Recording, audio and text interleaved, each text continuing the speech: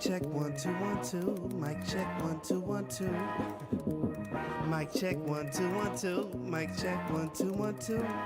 I got a new flavor coffee, I got an old flavor rap. Equip the A1 tones to make you cool kids relax. We boys hounding for the sounds. 2015, my bank account was nowhere to be found. Look at me now, hardcore composer. Full to the floor, spinning glitter in sunny shores. Worry never no more, promoters score off me. Lab rats want the cheese, flip your expectations with ease. Oh please, you say you're making big moves, adjust my aim by degrees. I see you breaking the rules before you know what they be. I'll see you taking for rides while I am giving the keys. Because success loves to hide, but failure wants to be seen. But I won't give it the pleasure, I'm rising measure by measure. I'm making money by minutes, but keeping grip on my tether. I'm whipping the competition, collecting more hearts than Castlevania. Hit me to catch the jet set mania. If you feel it in your record sound, something, say something. Bring a little closer now. Something, say something. Hard warm with the cold style. Something, say something. Transform, then we roll out. Something, say something. When you see me in the streets, say something, say something. If you let the fresh beats pay something, pay something. New ideas each and every day. Something, pay something. I know they're gonna say something about how I'm rapping again. Most to grab my album don't know how I be grabbing the pen. I come and stab them again, they can't get mad at the kid. Just go look at what I did, but back the grind in your skid. It's just the biz, money talks, I only listen when I spend. Just to live, then I go and make it all back again. With millennial friends, celebrate the last day. Raise hell and grab praise through a love drunk haze. I feel I'm falling, but the music props me up in ways. Haters calling, but the lovers lop it up. I just sway and sashay to the time. Under the beat in perfect lines, space correcting my spine. This is the only divine, I'll take my time.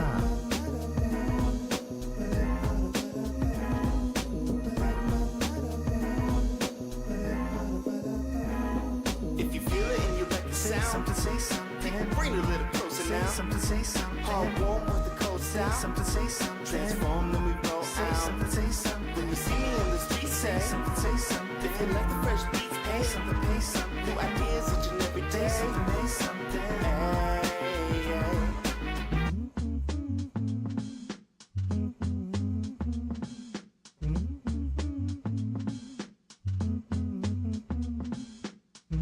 Sometimes, actually a lot of times, actually never, people come up to me on the street and they say, hey, that guy raps. And I'm like, yeah. And they ask, hey, can you freestyle something for me real quick? You know, just real quick to prove your worth as a human being and as an artist. And I'm like, no, I can't actually, but I can dramatically arrange 7 to 10 layers of mouth sounds to make an entire instrumental. I can do that. I have a very talented mouth, and I can do it on my phone right now. And would you like me to do that? And they say, no. And I walk away.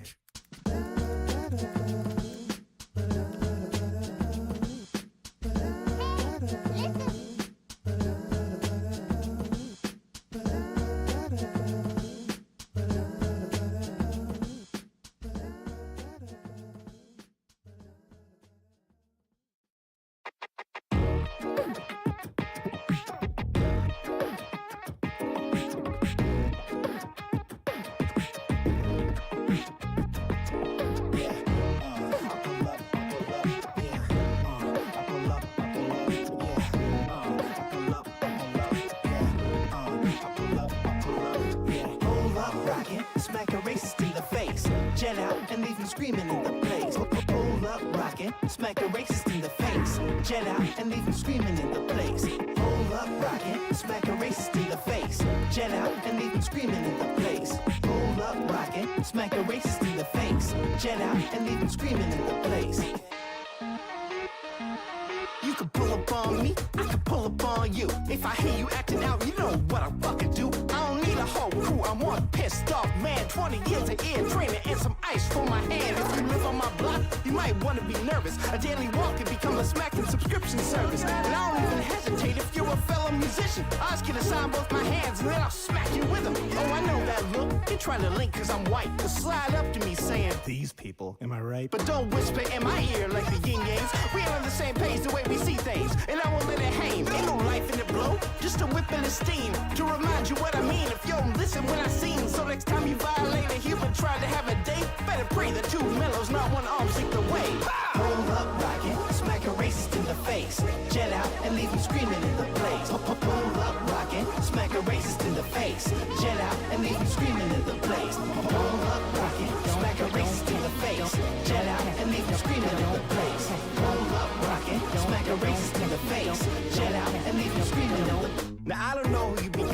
can tell who you are. I'll smack you into the bird shit. I didn't clean up my car. Your family and friends tried everything short of smacking you. If they're cheering and back you, then they can get a smacking too. You're old enough to go mask off, you're bad enough to get smacked on. You're old enough to know better than, but you're cold enough to keep on going. You'll levitate from my left hand, get resuscitated from my right, and with all hopes you'll be thinking about what you did late that night. I'm known as Count Smackula, Smackavelli, Smack 10. After they gave me those names, I smacked them, I mastered the smack jutsu, ate the smack fruit too. I can reach into a screen and smack you through YouTube. I come straight from the heart, you come straight from hate. And if you're threatening someone, I ain't gonna sit around and wait. I just smack two cops, I'm waiting to see what the case is, because my hands automatically smack people who are racist. I've been smacking all over downtown. Now they wanna find me. Yeah. I've been smacking all over downtown. Now they wanna find me. Yeah, less smaction hero. Welcome to the Smack Parade. My favorite cereal is Honey Smacks. Imagine the Honey Smacks frog with one hand behind his back, the other hand smacking like 7 people at once. That's me. I walk around town with all their faces still stuck to my hands, smacking Ari Damashi. Better pray you don't meet me. If you're fooling up, you know I'll be pulling up. Man, somebody bring me an ice bucket. Better be that good ice too. This shit's hurting.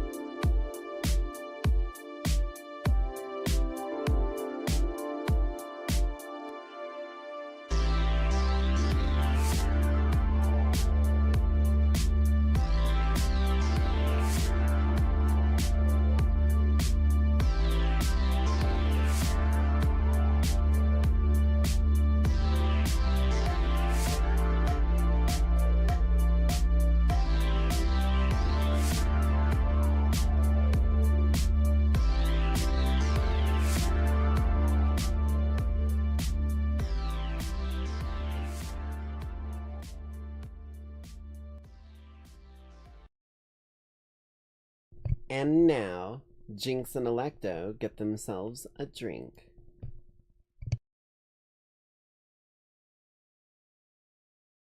Shit, but I said Jinx and Electo get themselves a drink.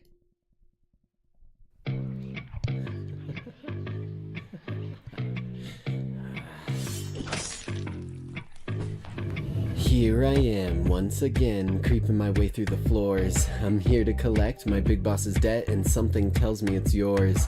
Slinking my way through the hall, it's only your bodies that fall. All bloody red walls, like sanguinite sprawls. No matter the horde, it's a one-sided brawl. Tick, tick, tock, on my way to the top now. Time's the only factor till we get to the showdown. Ain't nothing you can do to stop or slow me now. I think you better give up, my friend. I know you're here, I smell your fear, and it's making me want you more. There's no escape, I'll have your red consumed or on the floor. I'll sneak and creep and crawl and sink and fade into the shadows. I'll make you think you're on the brink and reveal that it's the shallows. I'll drink and drink and drink until there's no more.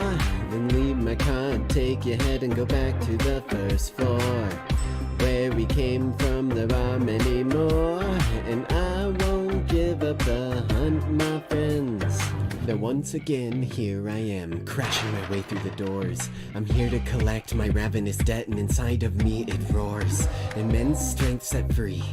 Glowing red eyes spells your demise, a blur in the dark and a bite on your neck. Once I have your scent, you'd better repent. Tick, tick, tock, on my way to my prey now. Time's the only factor till I show you just how hungry a Jinx can really get now. I think you'd better start running, my friend.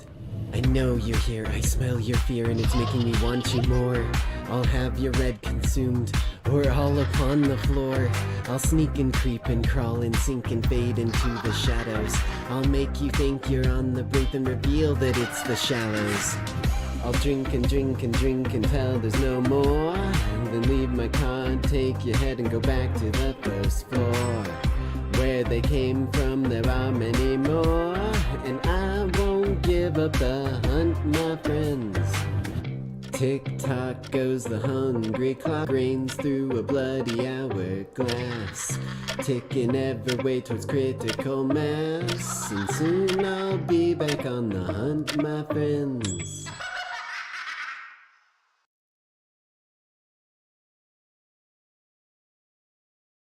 Hello. Hello, Lackeys. I hope you're all having a good evening so far on this fine nightside evening. Shut up.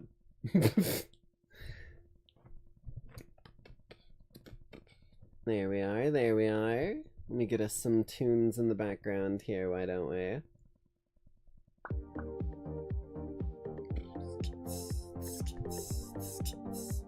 Oh, come on. Don't worry, you can get in my limo, stranger. I don't buy it. Much.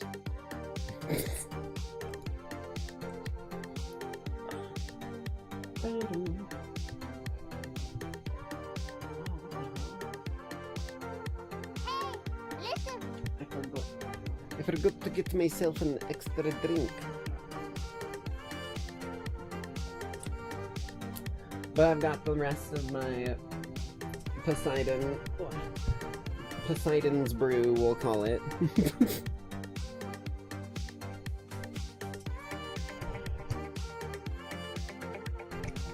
Alright, well now that you're in the limo, locks door.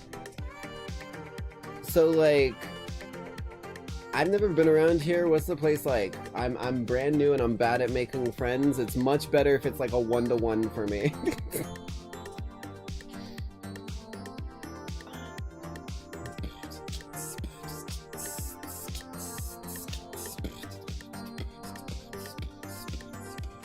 The song is so fucking good, man. Definitely one of my favorites from Road 6. I almost said Road 69. I actually almost called it Road 69. From Road 96.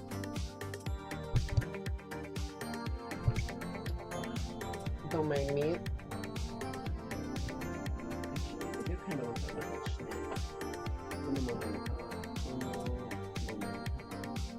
I know I've got some of my coconut ones over here. Fudge dipped coconut chewy granola bar. That's my snack.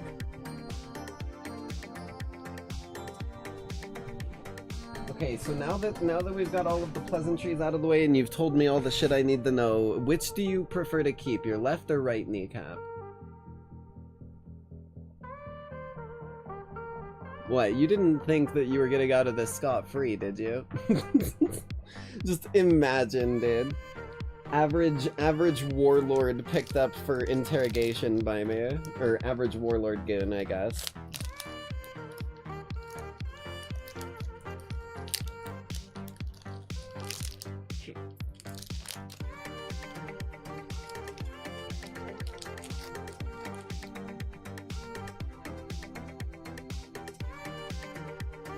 Okay, sorry. I needed to get a little bit of energy out here at the beginning because I'm in a weirdly hyper mood tonight. I don't know if it's just excitement for the game or if I'm just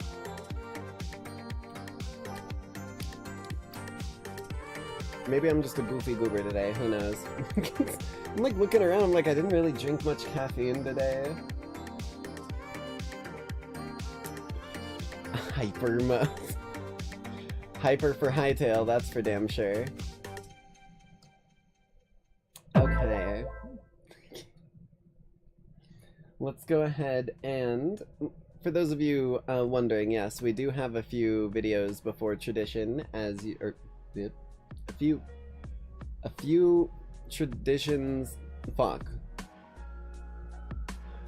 a few videos before gameplay, as per tradition. I like had to sit there and like repeat it in my head 3 times back to back so that I could fucking not.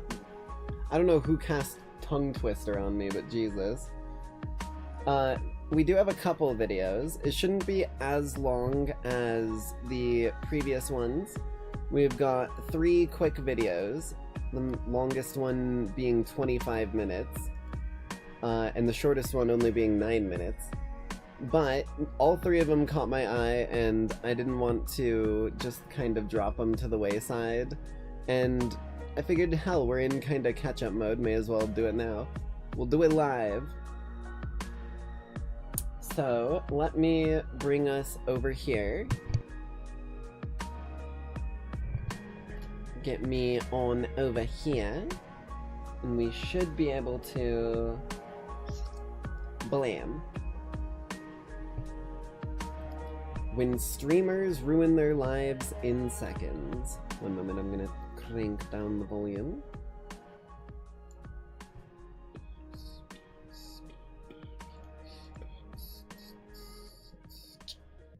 Oh shit. There we are.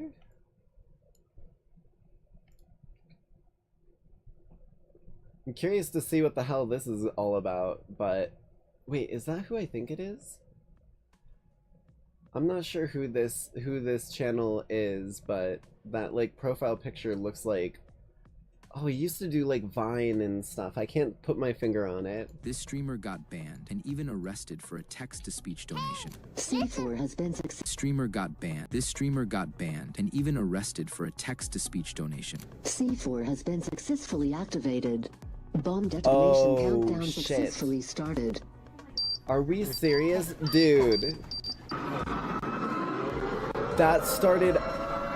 And this streamer got caught faking his disability. And these are times when streamers ruin their lives in seconds. Starting off with Smash God XXX, who achieved an astonishing 11,000 subscribers through his IRL vlogs. But one unfortunate day, as he's streaming with his girlfriend, things quickly get wild as he's trying to get his girlfriend out of the room for some reason, and she keeps on refusing. Get out of here for a second. I need to talk to chat without you. What? Just get out. I'll open the door for you. Just please. Please. What's going on? Leave my stream and me alone. Get out, please. Why are you turning on me now? No, I'm not. But I need to talk to chat without you here. It's serious. If I want to keep beers, you gotta go out. Just please. Why are you acting like that? What's going on?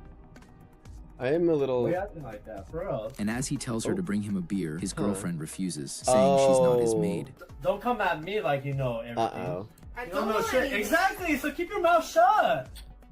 You don't know shit. Yeesh. Nothing better than lowering your inhibitions live on stream and getting into a marital spat with fucking like 500 viewers, because that's the kind of shit we need to be airing live. Dear lord. Shit.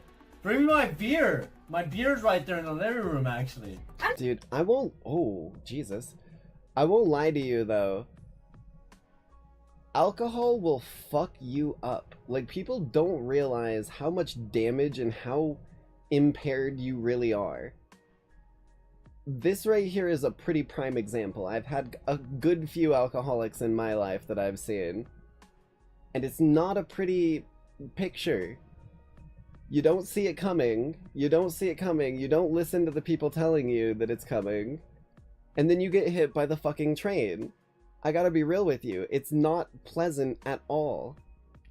And you can hear how, like, absolutely toasted this dude is in his speech. Your maid, okay? Smash God ends up turning the camera away, and a slapping sound can be clearly heard. Then he even proceeds to turn his camera off and mute his microphone. But things get even worse as they both return to stream, and his girlfriend clearly appears uncomfortable. The chat quickly pointed it out, saying he inflicted harm on her. Obviously, me and my girls over here together. All good as shit. Like, this is too much. Like, stop making out this story. It's just so annoying. Just don't lie. Can you just don't lie? This response wasn't... Sure. Jeez. Okay. Gotta love people who just decide that violence is the only way out. And I'll be honest with you, like I was saying, alcohol really doesn't help with that regard. Pure and simple. Convincing at all, as later into the stream, his girlfriend actually breaks down. I don't know what the fuck is wrong with you guys, you know? You're just... What the fuck is wrong with us? The fuck is wrong with you, buddy? I want to know that one. I would never do anything to hurt her, right?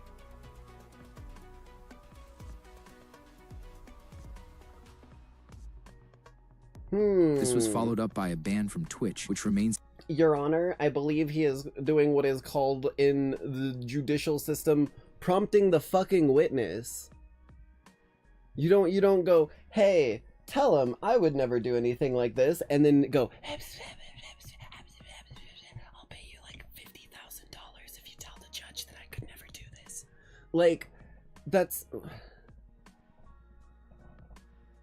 Shady. Shady, pure and simple. Even if nothing was being, like, said there, this whole encounter feels so fucked. It's in place to this day. James Phantom Lord Varga. James was once among the biggest names on Twitch, sitting at 1.3 million followers, and even declared the 7th biggest Twitch streamer. And the CSGO enthusiast out of nowhere began promoting a gambling site where you could gamble your Counter-Strike skins with other players. Oh my god, hold on. I'm not gonna lie. I was so lucky that I never got caught in CSGO too bad. I think the most, like, expensive skin I ever got on CSGO was... It was... I think it was like a... This is gonna sound crazy, but I promise you, wait till the end, you're gonna be like, oh, never mind. But I think it was like a dragon lore or something like that, but it was a shotgun, not the sniper rifle. And it was like $20, $25, $30. And that's because I could never get hooked on the whole case key bullshit. It just wasn't something that appealed to me. Period. So I either got my skins straight off the Steam marketplace, or I didn't get them. Pure and simple. Like... And I remember the era, because I was on YouTube, like, constantly during the era of all of the CSGO, like, skin gambling sites. And I saw them left, right, and fucking center. And I'm gonna be real with you. If I was someone who could get easily hooked by that shit, that would have gotten me hooked. Or if I had had like a large inventory of skins, I probably would have been interested in trying it out at least. And the number of them that turned out to be just outright scams was insane. Not to mention, all of this time that I'm sitting here thinking if I had skins I would do this, I'm like under 18 and you can't gamble unless you're an adult. It even asks you on those sites, if that puts it into perspective. So, yeah. But when a hacker delved into the website, he found disturbing chat logs between James and the web developer, which revealed that James would actively control whether he won or lost his gambles during his lives. The streamer had paid large amounts to the web developer to rig the outcomes of his bets. This led to a permanent ban from Twitch for violating its terms of service. And Matt Delarvon takes the next spot, the Overwatch player with an astonishing 700k following. Matt severely damages his career when during a game, he gets frustrated with a hacker and says the N-word 60 times. And the excuses he came up with.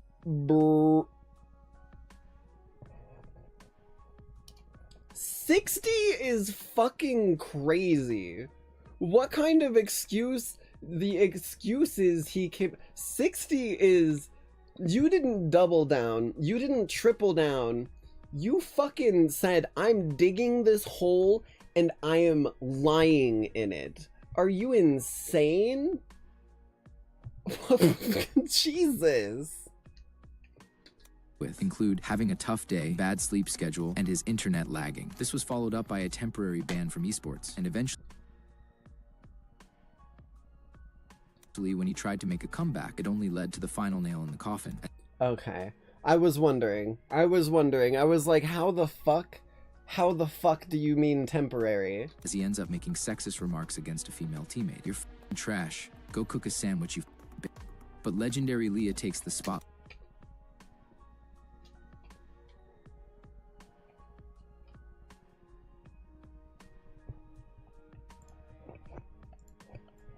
Aight, motherfucker. I'll make you one.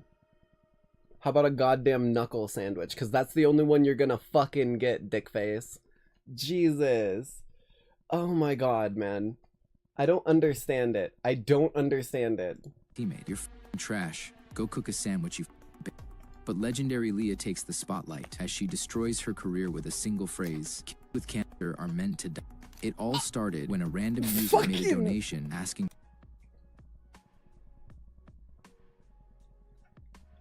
I think I just developed fucking, like, multiple brain hemorrhages trying to process that cognito hazard of a sentence. Are we serious? Like, that would have killed me if I couldn't regenerate my fucking brain tissue. What are we talking about? If that's not, like, the craziest taken out of context ever, where she, like, stumbled and fumbled over a sentence, then what kind of a fucking lunatic are you? Jesus, dude. Her to promote their stream, which was raising funds for cancer research. Heyya responded, What? Her fucking response to the... This was her response to being asked if she wanted to join a charity or help with a charity? We're fucking... Ooh. We're losing our goddamn mind in the modern age. By instead making an insensitive rant explaining how kids with cancer are meant to... She even brings up her bio degree in applying dumb logic. After severe backlash from her audience, she proceeded to make an apology on her Twitter, but it was already too late. And next on the list is Joshua Block, the wholesome vlogger known for reviewing... Okay, no, this is kind of sad. If you guys haven't been following the Joshua Block story on Pyrocynical and Moist Critical's channels, this guy... One moment. Sorry. I had just taken a bite of granola bar. But this guy...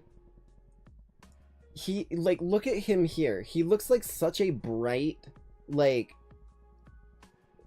full of energy and happy dude. Pure and simple, right? And he, if I'm not mistaken, used to do a lot of food reviews, and that was kind of his thing. I could be wrong on that because I didn't find out about his channel until more recently, when Pyrocynical and Critical brought it up. But he is basically, as of late, been almost like being taken advantage of by the different people who are, in heavy quotation marks, helping him. And a bit of a spoiler alert, which I think is probably where this is going to go. He has a bit of a drinking problem. Who would have guessed that it could take someone who had so many, like, good spots to them and basically put them in such a nasty position that they... We'll see where this goes, but if you guys don't know about this dude's story, I highly recommend looking up Joshua Block, right here, Joshua Block, on either Pyrocynical's or Moist Critical's channels. They both have really good videos going over all the details much better than I could with my remembered rant right now. Coffees, Joshua had garnered a large fan base, and his followers were always supportive. But things took a wild turn as he moves to New York, and is always seen excessively drinking and acting rowdy with his new friend Michael Quinn. Fans quickly pointed it out, saying Michael was a bad influence. The excessive drinking had him in a downward spiral, and he's also seen shouting racial slurs and being completely out of control, losing the trust of millions of fans who once rooted for him. Dust takes the next spot. And I will say something that they don't mention here is, while he is saying a lot of crazy shit here, it is mostly, from what I can tell, emotional outburst. It's not... As someone who used to have emotional issues and, like, rage issues, oh wow, who would have guessed the fucking Fury has rage issues.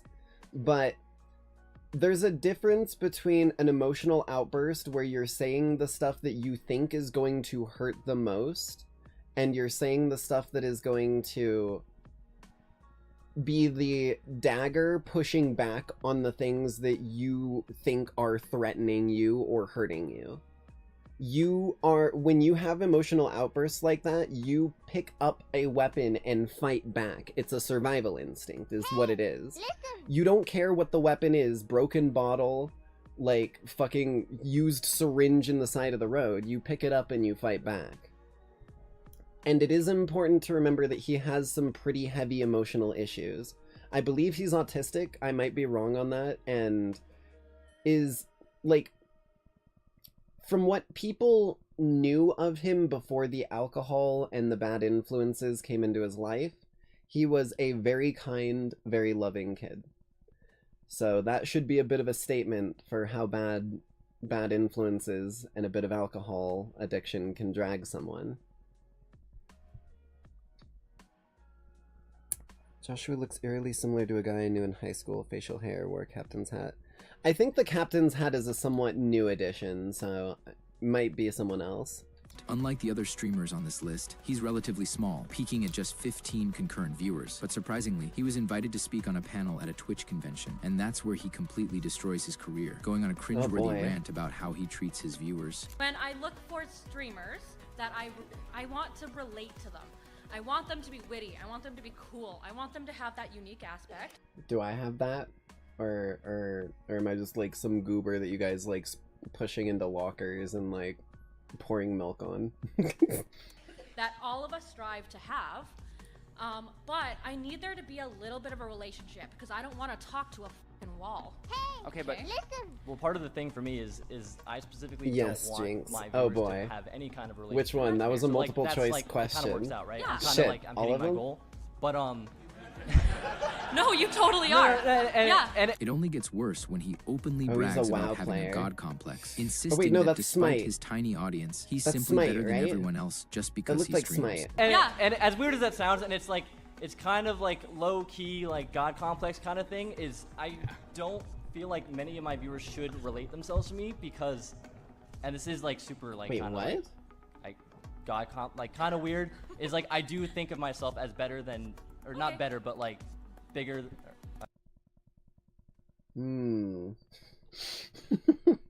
Oh boy. Oh boy. Cardinal sin number 1. You are a person, my guy. Welcome to the sea of people.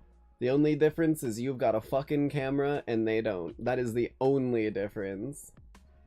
At least in my eyes. That's one of the big things. Like, for example, this, I know I don't like, hey, you know what? I'ma do this. I don't promo things on this channel often. But there's a couple lackeys here who do YouTube videos and streams and stuff like that fairly frequently. EMP tracks this. I think there might be a few others.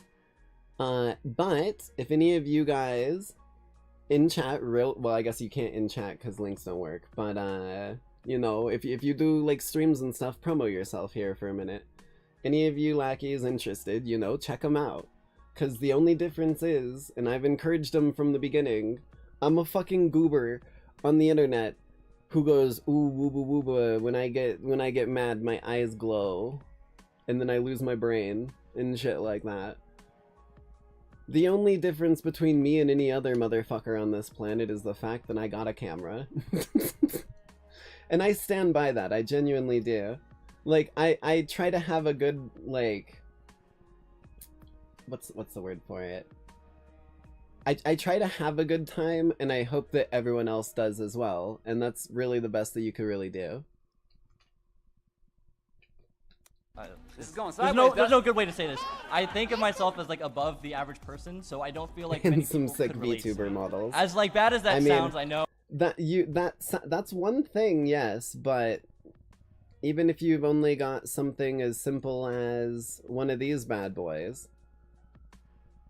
Yes, the art was made with an artist after I had gotten my design, but you know what wasn't made by an artist? This one. Or this one. These were my original designs for my character. Right here. This was me using a free online program to piece together clothing like it's a character maker, basically, Sim style. Choosing the colors, choosing all the accessories, hair, etc. And then doing a little bit of elbow grease, making it work. Now, I only used this for like one stream, which was my very first ever Baldur's Gate 3 stream. And it's kind of funny, because even this far back, I had an Electo mode. Get the little crown and horns in there, and then we're back down to regular.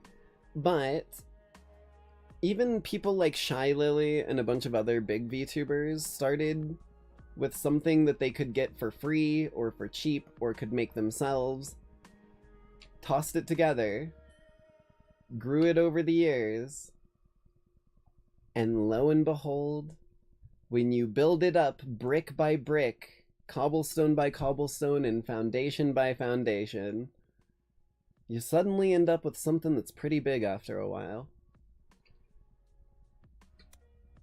Next up is Zillion Op, a streamer who appeared to be disabled and was always seen in a wheelchair. But it turns out he was faking it the whole time. He got exposed in the most hilarious way possible, you can see like the original forgetting bits, to and the stay lore in was character different back and then casually even. standing up on stream. I was like This is so cute, like he's cuddling with me because he's scared. This. He stands up, he took a leak on my lap. This was immediately followed by a permanent ban from Twitch. Then we have a streamer who takes things way too far, completely ruining her career after getting caught in the act with her boyfriend, fully exposed by the window the entire time.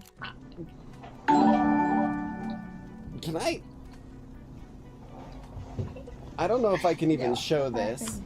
Look away. Look away. Look away. Jesus fucking Christ. Are we serious, dude? There's websites for this lady. YouTube isn't one of them. The next streamer who forgets to end her live stream and does the unthinkable right after. I think this is it. I'm going to log off now. I'm just gonna stay here for a minute. I'm just gonna stay here for a minute. Just for a minute. Just in case. Don't worry. Oh my god, this was the meme? This was where the...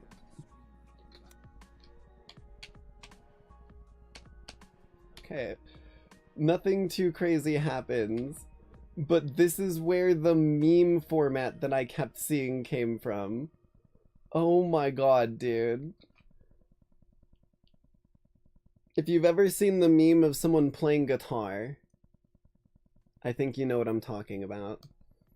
Anyways. Got his entire career destroyed by a single text-to-speech donation. Arabandi, while streaming in a crowded room, received a disturbing fake threat donation. Attention. Is this where you're supposed to be? I think so. C4 has... Whoa, hold on. That kind of... Oh, that timing. Attention. And then everyone, like, kind of laughs nervously. The next thing you hear is this where you're supposed to be? And your response is, I think so. This is not going to go well. Been successfully activated. Oh dear Bomb detonation Lord. countdown successfully started. Well, there's no stopping it once it started, my guy. People are screaming, dude. This right here is why I can't believe people allow text-to-speech while they're IRL streaming. Like, that has to be made illegal. Not even, if not illegal, it needs to be banned on the platforms. Like, not IRL streaming, that's fine. I don't see an issue with that as long as they're respectful. This kind of shit right here is too much liability.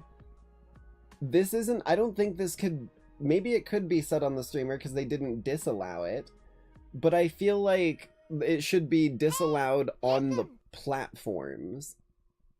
Because I still remember one of the times when I got, like, pulled aside, not by any, like, big people, but by, like, I think it, oh my god, I do remember it. It was my trip. I've told this story a few times, but in my senior year, I took a trip to Costa Rica for my biology class. I had to, like, save up money for a, like, discounted ticket or some shit like that, you know? And while we were on our way there, we were in the airport. I think you know where this is going. But it's not as bad as it could have been, but it's just, I had never heard of this before, so I was actually, like, blindsided and straight up, if not flabbergasted, over it. But I very specifically have this memory locked in, and I'll never forget it, of me walking through, like, talking to someone as we're walking through the area, and someone describing something to me that, like, I was trying to remember the name of and they didn't know the name of, and then I got it and I was like, oh yeah, this thing, those are the bomb. And their eyes shot wide. They grabbed me by, like, the side of my shirt, pulled me in close, and was like, don't ever say that in an airport. And I was like, first of all, holy shit, like, that was hot. But second of all, what did I say? Because I didn't even click on it. Like, I'm not even joking. I completely did not even click on it. And they were like, the B word. And I went, bomb? And they immediately were like, I swear to God, you can't be saying that shit. And I was like, I just clamped my mouth closed and was like, okay, yep, not gonna make that mistake again. Because I, like, literally looked around and I was lucky no one else heard, because odds are this could have been the exact same outcome. I'm not even joking. Message caused mass panic, leading to people evacuating the building. Holy shit. Holy shit. Oh god, guys, we got it. Holy shit. Yeah, no. Dude, you cannot get a better reaction to that. Holy shit. You have to be, oh. This right here is why it needs to not be allowed on the platforms. Because that's where people's brains are gonna go. They're gonna go, oh, it's for getting reactions. No, you just like, terror can be a charge put on you even if you didn't do anything other than, as it says in the name, terrorize people.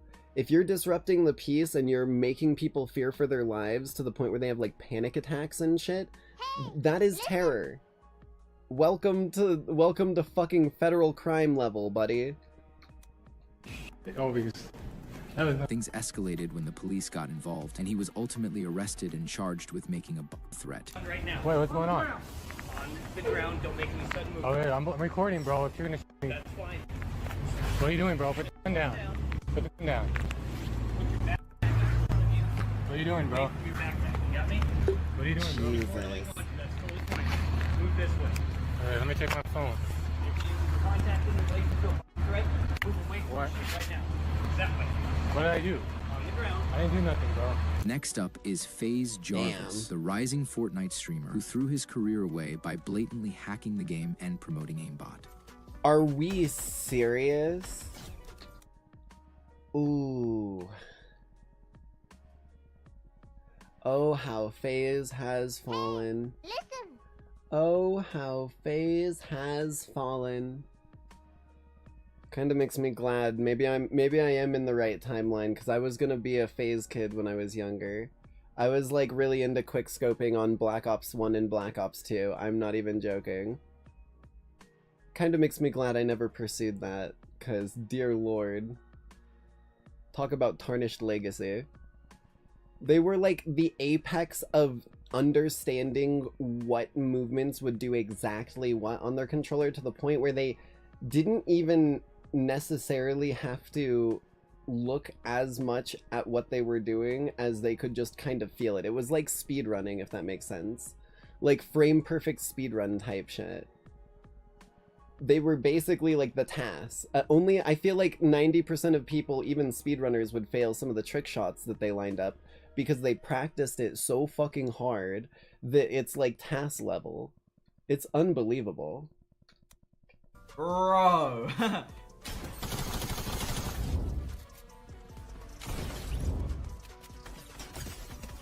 Oh my god. After getting banned, he quickly put out an apology video, hoping for a swift comeback.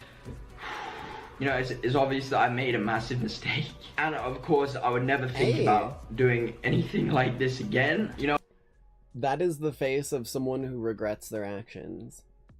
That is the definition of a good apology. So, as long as your actions follow your words, buddy, I feel like you should be given a second chance. 'Cause I'll be real with you, while I didn't use them in any actual online gaming or anything like that, I did download cheats to a couple games when I was younger and used them against my friends because they fucking used them against me one time, and I was like, okay, you're opening a fucking floodgate, buddy. You know, when I was making those videos, I never thought about the consequence, and like, it's just... He regrets getting caught? There's nothing I can... Everyone regrets getting caught. I'm gonna be real with you. I don't like that mentality on things, because if you do something wrong, you're going to regret it if you have a conscience about it and you want to change your ways, right? If you get caught, you're going to regret it even more. You're just going to regret it even more because now it's something that you had tried to like move past or whatever. And because of it being fucking dredged up from the depths by some fucking deep sea fisher, suddenly now the whole, like, the whole goddamn village is infected with this corrupted knowledge or whatever type shit, right? Like, anyone who does something wrong is going to regret getting caught no matter what. I mean, even then, he was broadcasting it himself blatantly, so it wasn't like he was being subversive about it, right? But it's about the actions moving forward that determine whether or not you're going to change. That's the important part in my eyes. Epic Games, you know, I know how big of a mistake I made, and like... But unfortunately, this didn't help, as when he attempted to stream the game again, he was Please don't tell me he got banned for cheating. Dude, I just played the most fucking devil's advocate I physically fucking could for you. Please tell me it's not cheating again. Oh dear lord. Instantly banned during his live. Oh, it was instant. Okay. It was probably ban evasion for having another account You or are cheating something. me, bro! Oh my god! Oh my god. Oh, there are Oh people my- who just use people. But like I said, there's a difference between a willingness to change and a lie. If the actions don't follow the words, maybe that's not the intent. I've dealt with quite a few manipulative people throughout my life, and due to my proximity to a few of them, I picked up on some bad habits of it until some friends of mine called me out for it, and I took that shit to heart. I was like an arrow to the goddamn heart, and I went, damn, you're 100% right. And then I cut that person away from my goddamn life. I was like, I am not sticking around you. Not the person who called me out. Jesus, I realized how bad that sounded. I cut the person who was being manipulative, who was too close to me and it was rubbing off on me, out of my life. And I've honestly never been better since. If the actions don't follow the words have no weight. Alrighty. We've got a couple more videos here. These next couple should go by rather quickly, because they're some channels that we have... Well, I guess we might not have seen the second channel before, but this one we have. Mortals who became gods. Greek mythology explained. This dude's channel has very rapidly become a fan favorite of mine because he describes it so fucking perfectly. Like, I have not seen this dude fail to describe it in the most accurate way I've ever Wait a minute, I just realized what I'm doing here. Hold on. There we are.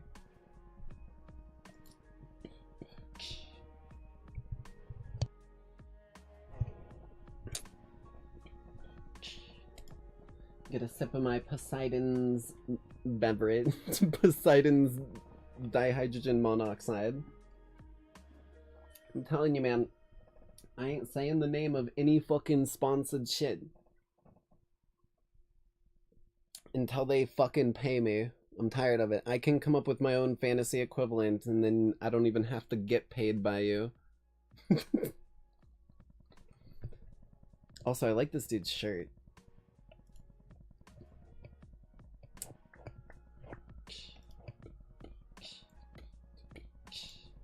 Alright, let's check this out. In Greek myth, gods were not always born gods. I mean, a lot of them were, particularly the Olympians. Also, but you there might were not also be far demigods, off, half my god, friend half Fa. mortals, who earned their divine status by accomplishing incredible feats that were thought to be impossible for us lowly mortals. Asclepius, the son of Apollo and the OG miracle worker, sorry Anne Sullivan, was granted the title God of Medicine by Zeus himself, though this happened after Zeus murdered Asclepius to punish him for resurrecting the dead and disrupting the Yeah. divine order. When Apollo Unfortunately, when you start fucking with his brother's domain, he's gotta step in and be like, bad children still get swatted, buddy. complained to Zeus and shamed him for needlessly killing his own grandson, Zeus must have felt guilty because he tried to make good on his mistake by plucking Asclepius' soul out of Hades and bringing it to Olympus. Heracles is another famous one, probably the most famous one. Also, the gods you may hear throughout this dude's videos and throughout my pronunciations, if I remember to, whenever I'm talking about this dude, his name is Heracles, not Hercules. Hercules was the Roman equivalent after they stole the whole goddamn pantheon from the Greeks and decided to make it their own fanfic. So I learned that somewhat recently, so I've been trying to stick to Heracles, because I'll be honest with you, if there is any deity that I do not want to piss off, it's Zeus and Hera. So maybe I'll be a little careful on that one myself. You guys can play with thunder if you'd like to. I'm gonna be nice and chill because I'm up a few like 1,000 feet from Earth, so it's a bit easier for him. Blessed him with immortality after he completed his 12 labors. Then, after his physical form was destroyed in the most painful way possible, his immortal soul was welcomed into Olympus. From then on, mortals worshipped him as a god and believed him to be the divine protector of mankind. This Hey. process, where a mere mortal is deified, is known as apotheosis, and as you'll soon see, this can happen in a number of unique ways. I've got 3 stories to tell you today about mortals who went... Ooh, the god of agriculture and civilization. That's either Persephone or Demeter, I thought. Okay. God of fishermen and prophecy. That's new to me. I've never heard that one. And the goddess of healing, marriage, seafarers, and the dead?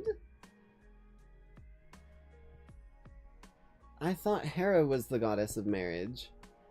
Maybe it's like a subdomain, like a bishop to the Pope. Or maybe it's Hecate, actually. Because Hecate is kind of a goddess of the dead. Seafarers is new to me, though. God mode, and each one exemplifies different qualities the ancient Greeks found godly in nature. So I'm curious to hear which of these qualities you think you embody the most, because that could be your ticket to godhood. I'm not holding back this episode. This isn't one of those, we're covering 3 gods today, and you're definitely gonna want to hear number 3, who just so happens to be at the very end so I can increase my retention time. Every single one of these myths is a banger and reveals something new about the inner workings of the Greek mythos. Real quick though, I do want to mention this is the last week our Divine Destinations posters will be on sale. As some of you know, my personal life is about to get a lot more busy, so the wife and I gotta take a break on fulfilling orders. Personal life is about to get a lot... Oh, that is sick as fuck, bro. They even got Cherry to pose for it. Hell yeah, dude. I mean, Helheim, yeah. Do what? That was the stupidest improv joke I think I've ever made.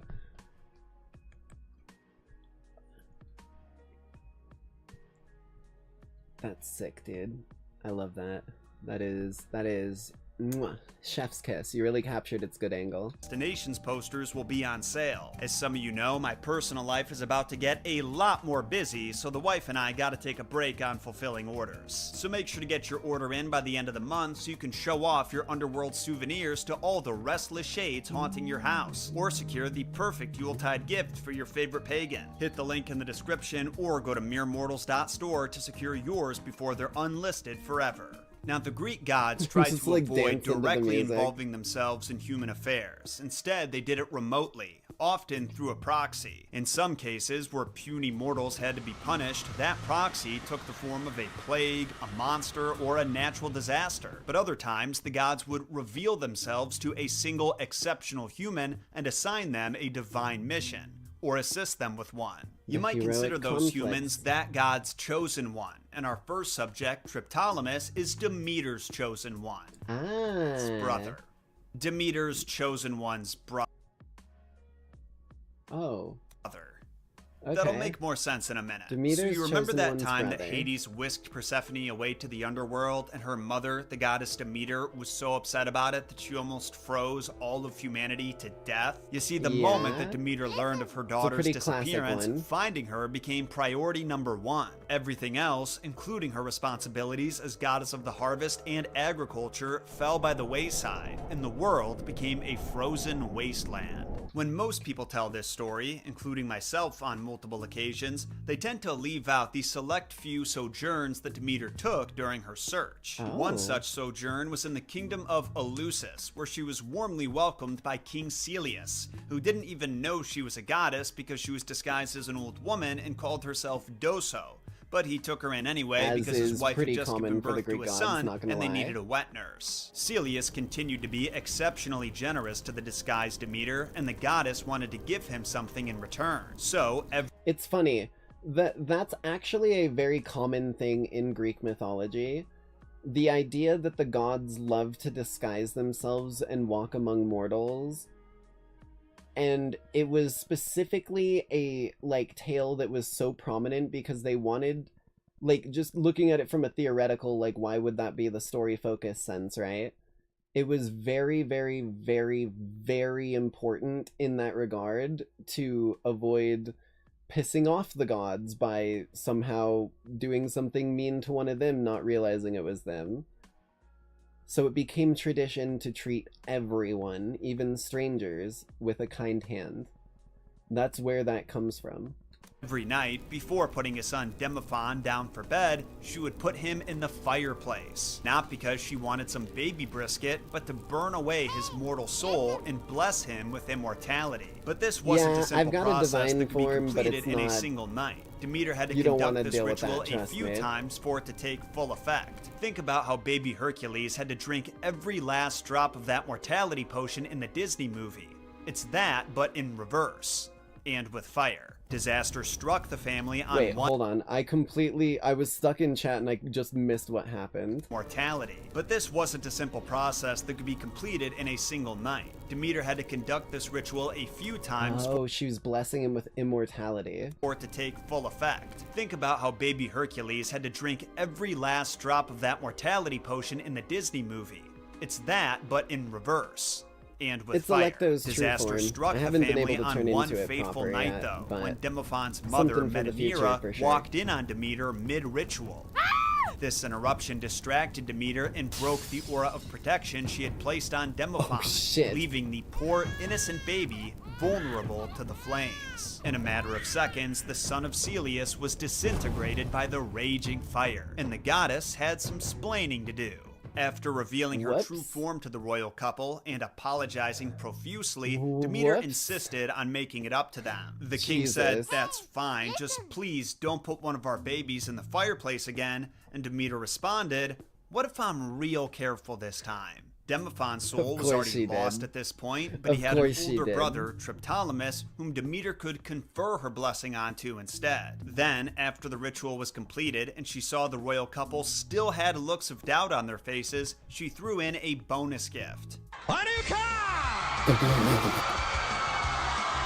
She gave Triptolemus her winged chariot and the two serpents that pulled it. And while at first glance it seems like Triptolemus just lucked his way into immortality, he did go on to earn his divinity and a domain from Demeter. You see, all that baby burning got Demeter thinking about her own baby girl, alone and scared somewhere, so she resumed her search. And after receiving some help from Hecate and Helios, and sending threats to her brother Zeus, the goddess was finally reunited with her daughter, with some terms and conditions. Persephone still had to spend a portion of every year with Hades, during which Demeter allowed Greece's crops to freeze over and die. In order for humanity to recover from that yearly cold season and cultivate the crops they needed to last through that dreadful period, they would have to learn more advanced farming techniques. And who better to teach them than the guy that she just blessed with immortality and a sweet new ride? She returned to Eleusis, bestowed Triptolemus with the knowledge he needed, along with a bag of seeds, and sent him all over Greece, under his patron god. I'm not gonna lie, winged serpents pulling a chariot goes kinda crazy hard. Like, that's kind of a fucking baller thing to pull up in. If I was in a D&D campaign, and someone pulled up in a chariot pulled by winged fucking serpents from the sky, I would be like, okay, maybe we shouldn't just immediately murder this dude. Maybe we should fucking, like, cast anti-magic field on him first to remove the 37 enchantments he's got. Like, and he'll probably stab you in the midst of casting it because he's got third sight or some shit. Goddess's instruction, he flew from kingdom to kingdom, spreading his seed and his wisdom, teaching mortals how to sheath corn, how to build and use plows, and how to mill wheat. For this reason, mankind saw Triptolemus not only as a god of agriculture, but as the creator of civilization. We've talked a number of times about the Eleusinian Mysteries, the enigmatic cult that honored Demeter and Persephone, while Triptolemus was seen as the hero of the mysteries, for it was him that spread knowledge of agriculture and therefore the worship of the agriculture goddesses. These three were seen as a trifecta, so Triptolemus's temples and statues were usually placed near theirs. Now, those of you who've read Brian Murarescu's Immortality Key are no doubt waiting for me to mention his theory that the Eleusinian Mysteries were a psychedelic cult, and that the seeds and wisdom Triptolemus was spreading wasn't solely about farming crops, but cultivating the ingredients used in psychedelic brew, along with the proper ritual to conduct with said brew. Yeah, because if you didn't know, the oracles, in Greek myth, the oracles typically would either be placed in places where there was natural, like, almost hallucinogenic or psychedelic gases or fumes, as well as there were special, like, herbs and stuff that were burnt for the oracles and everything like that. So I'm not gonna lie to you, I feel like this makes a ton of sense. Because those, like, the herbs that the oracles burnt at other places to go into their trances and everything, it was legitimately, like, a sacred herb that was usually only, like, really known by the oracle and the close attendants who'd help them gather it. I think that subject deserves its own video, though. Today we're focused on apotheosis and the individuals who experienced it. Like Glaucus, the humble fisherman who became a god just by asking. Before we dive into his story, though, I want to say thanks to our sponsor, Squarespace. You can think if he's a really nice dude and he asks really nicely, and a generous one at that. For they even fucking, also, first of all, get your Squarespace out of here. But what I was gonna say is, if Orpheus can play a song so beautiful that Hades will even allow someone to leave his domain against the rules, then yeah, if you're a really nice dude and you just, like, show that you're a chill guy, and then you're like, yo, Zeus, let's party a bunch, and then you party and you hang and you have a good time, and then you're like, yo, Zeus, you know, it would be, I love doing these, but it'd be real nice if we could do this longer, because it's been like 45 years and I'm starting to get gray hair, my guy, please. This is fun, but, like, let's continue this. This doesn't have to end. % on your first purchase. Now, I mean, depending on cool which about poet, it, exactly. playwright, or philosopher you ask, you may get a different version of Glaucus' story, but they all end in apotheosis. It was fate for this dude to become a god, and appropriately, he used his godhood to reveal the fates of others. In one version of Glaucus' life story, he's a talented diver and builder who led the construction of the Argo, the ship that Jason and the Argonauts would sail on their quest for the Golden Fleece. Glaucus accompanied the Argonauts on their journey, but when their ship was attacked, he went overboard. Some say voluntarily, others by accident. Either way, only Jason himself saw Glaucus disappear and sink into the murky ocean water. The Argonauts would go on to survive this attack, at least most of them did, but Glaucus was forever changed. He didn't die, rather he was deified. His body transformed into half a fish so he could survive in the ocean and guide the Argonauts on the rest of their voyage. So that's one story of his deification, I think he's the first and it's a pretty good one. But like his King next Triton version style is straight shit. up bizarre. One afternoon, after Glaucus the fisherman had spent a successful morning out on the ocean, he floated up to an island he didn't recognize, and for some reason, felt like that was the perfect spot to lay out and clean that day's catch. He quickly learned this was not a normal island though, because soon after he set the fish out on the grass, they started to swim away. Yeah, how do you like this hand motion for swimming? Pretty good, right? You heard me right. They were swimming away on land, scooting across the earth as easily as they would the water, until they actually reached the water, at which point they would just disappear into the ocean. As Glaucus sat there in disbelief, watching an entire morning's worth of work return to whence it came, he suspected this magic had something to do with the plants on the island. Like maybe they got a taste of the grass when he laid them out, and it somehow gave them the power to swim away. He decided to test this theory by eating some of the grass himself, and suddenly he was overcome with desire to join the fish in the ocean. Oh shit, it is a cognito hazard, but it's the fucking wrong one. You ate the drown yourself grass. This shit's real strong around here. You gotta be, like, chained down. Jesus. Permanently. He followed his escapees to the water's edge, took a huge gulp of air, and swam as deep as he could. Then he called out to the gods Oceanus and Tethys to strip away his mortal form, and to everyone's surprise, they obliged. But judging by his description in Ovid's Metamorphoses, the apotheosis process might violate the Geneva Convention. They purified me with a ninefold chant that purged my sins, then bade me plunge my body beneath 100 rivers. Instantly torrents cascaded down from near and far and poured whole seas of waters on my head. So far I can relate what I recall, so far remember. But the rest is lost. When sense returned, I found myself in body another self, nor was my mind the same. Sounds a lot like he was I don't know why, dude. That was relaxing as shit. That was peaceful. waterboarded, if you ask me. I'm guessing he would say it's worth it though, because Glaucus went from zero to hero immediately. Merman. After attaining Mermaid godhood, man. he became the patron god of fishermen and the prophet they would turn to when they needed guidance. He gave them knowledge about the best fishing spots, which routes to take on upcoming journeys, and when certain voyages should be avoided entirely. In some regions, Glaucus and the oracles he enlisted were trusted and revered like a sick even dude. more than Apollo and his oracles at Delphi. And this is where I could use some of your insight, because I want to know what made Glaucus worthy of such a divine gift. Literally a gift of divinity. I mean, he clearly used his powers responsibly, so maybe the gods saw something in Glaucus that showed them that he could handle divinity without it corrupting him. I also have a feeling that him being a Nepo baby may have had something to do with it, because according to some writers, Glaucus was Poseidon's kid. When you think about it, the ocean is that pretty makes it big, easier, right? yeah. And Poseidon probably needed some help. I was gonna say, if you are Poseidon's kid, it would make a lot more sense why you would just listen to the drown yourself grass. Like, that shit, I still can't believe that, dude. Any motherfucker who didn't just get a, yeah, you're good, fam, don't worry about it, we got you, from the gods after tasting the grass of that island would just float to the surface, no longer moving. Managing all of its moving parts, like the fisherman. So maybe he conjured up this weird-ass island with the magic grass as a way of tricking his son into craving a new life in the ocean. I'm just now realizing that Glaucus's life story is the Little Mermaid in reverse.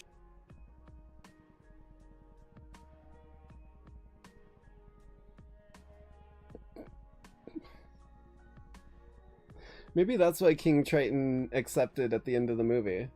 Maybe that's why he finally saw reason. He remembered his past. He remembered his time with the deities of the Greek and went, oh shit.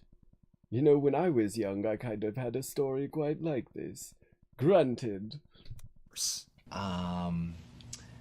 I'm gonna have to go ahead and sort of disagree with you there. So at this point, we've got a prince who was gifted immortality and given a divine purpose after the goddess barbecued her first choice, and then a fisherman who, if we take his story at face value, got either really high or really poisoned, thought he was a fish, and wished to become an almighty merman. Our next god story is a little bit sadder though. Her name is Io, and the suffering she endured was unlike any other. I do know that I don't think it's pronounced Io like this. I could be wrong, but like Io or like Io, maybe it is Io. I'm not sure. But that's like the sort of like cheer to the gods that the Greeks used to use a lot.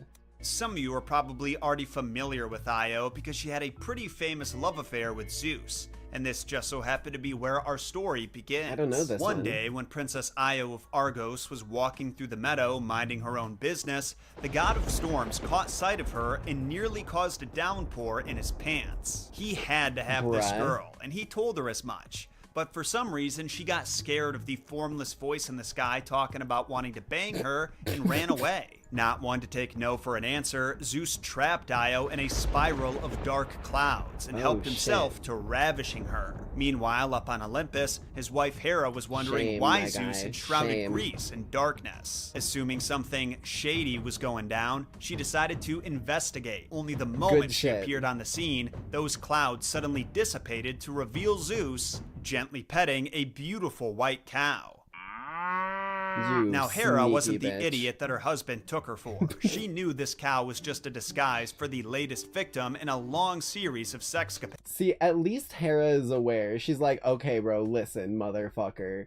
We've been through this 1,000 goddamn times. You think you're clever, you think you're tricky, but I know every play in your book. At least, she hoped it was a disguise. She knew he was banging it though, and she was not going to make it easy for him to get out of it. It pained her to do it, but Hera fawned over the cow like it was the most adorable creature she'd seen in her life. and she asked her husband if she could keep it as a pet, promising to let her graze from the Right. greenest pastures and drink from the most crystal clear fountains in all of Greece. Zeus couldn't think of a good reason to say no, so he very skeptically handed the heifer over, and Hera immediately put her new pet in the care of Argus. Not Argos, the kingdom Io is from, Argus, the giant covered in eyeballs that never has to sleep. Argus led Io all around I need to Greece, talk with never him. stopping in one place for too long. A miserable could time probably for her, teach me some considering she fucking was still tricks, learning man. to walk on all If I could fours. remove my need for Yeah, sleep, that's we'd be something they streaming don't a always lot tell you more. in these stories about transfiguration. Sometimes these poor souls have to learn from experience how their new form works. But after a while, Zeus started to feel real guilty about what Io was going through. Not only that, he was kind of hoping to hook up with her again since their first time Right. got interrupted. So he sent his right-hand man Hermes to retrieve her. Hermes flies up to Argus, offers to play him some jam since the giant's pathetic life is devoid of purpose and entertainment, and the smooth sounds he proceeds to play actually put the giant and all of his eyes to sleep. This gives Hermes the perfect opportunity to chop off the giant's head and free Io from her tormentor. For a little bit. The ever-watchful Hera must have had air tags on Argus and Io, because the Damn. moment that she realized Argus was dead and they were no longer together, she sent one of the Furies, the tormentors of the underworld, to pick up where he one of left my off. Tisiphone turned herself sisters. into a gadfly and bit Io right on the ass. Unfortunately, Naturally, Io misaimed. tried to run away, but Tisiphone was relentless in her pursuit, biting Io every time she tried to rest. The princess ran to every corner of Greece trying to escape, even fleeing into the Caucasus Mountains, where she briefly considered jumping off a cliff. Lucky for her, this was the same mountain that Prometheus was chained up on, and when he overheard her moves of misery, he tried using his gift of foresight to talk her off the ledge, by convincing her that life would get better if she doesn't give up. Pretty uplifting words from a guy who gets his liver clawed out and devoured by an eagle on a daily basis, but there's a specific reason he's being so encouraging, and he straight up tells her. The truth is, Io, you're gonna run into a lot of nasty people while this gadfly chases you. I'm talking the worst of the worst, including people you went to high school with that you haven't talked to in a decade but now want you to join their pyramid scheme. But if you keep heading west, that way, then that asshole Zeus will eventually turn you back into your formerly sexy self. But with horns. You're stuck with the cow horns. I'm sorry. Also, I hate to be the one to tell you this, but Zeus got you pregnant and it's gonna be a boy. I know, he barely touched you, but that's all a god like him needs, and your son's name will reflect that. Epiphus means touch. Don't stress about being a mom though, because Epiphus is gonna be a great king, and a father himself. He's gonna have some kids, and then those kids will have some kids, and about 10 generations later, a guy named Heracles is gonna be born. He's also gonna be Zeus's kid, but that's a whole different can of worms I don't want to open right now. The thing with Heracles is, he'll grow up to be a mighty warrior, and one day, he's gonna make his way through these same mountains, and when he does, he's gonna shoot the eagle that is devouring my insides as I speak and get me out of these goddamn chains. So if you jump off that cliff, or if there's a strong breeze and you fall off, then I'm gonna be stuck in these chains for goddamn ever. And we don't want that, do we? So how about you stop crying about a few bug bites and start heading west? I'm not gonna lie, at least he could offer a lot of solace, even if he has his own intentions, if that makes sense. Like, he's offering peace in her time of, like, panic and worry, and offering hope. And hope is a powerful motherfucker. Io took Prometheus's advice. It wasn't easy, but she eventually found it, the Nile River, and the princess took a long look at her reflection in the Nile's waters, finally able to face it without breaking down in tears. Meanwhile, up on Olympus, Zeus was pleading with Hera. Io was about to leave their domain entirely. Could she finally be left alone? Hera, feeling satisfied at her husband's groveling, called Tisiphone off and allowed him to turn Io human again. except for the horns. Those would serve as a reminder of this experience so she would never get involved with a god ever again. A lesson she did not retain for long. In her defense though, her new partner had a totally different approach. Soon after Io returned to her human form, the king of this foreign land appeared before her. He introduced himself as Osiris and offered her his hand to help her across the water. The next stage of Io's journey had begun, but in Egypt she was known by a different name, Isis, the wife of Osiris. Oh my god. Now before you ask, no, this is... That right there. That right fucking there. That's how you do it, Romans. You don't take and remake, you add. It may be easier to change and destroy than it is to add, but god damn it, is it worth it. Is not copacetic with ancient Egyptian canon. The Egyptians believe that Isis... No, this is not copacetic with ancient Egyptian canon. Shit.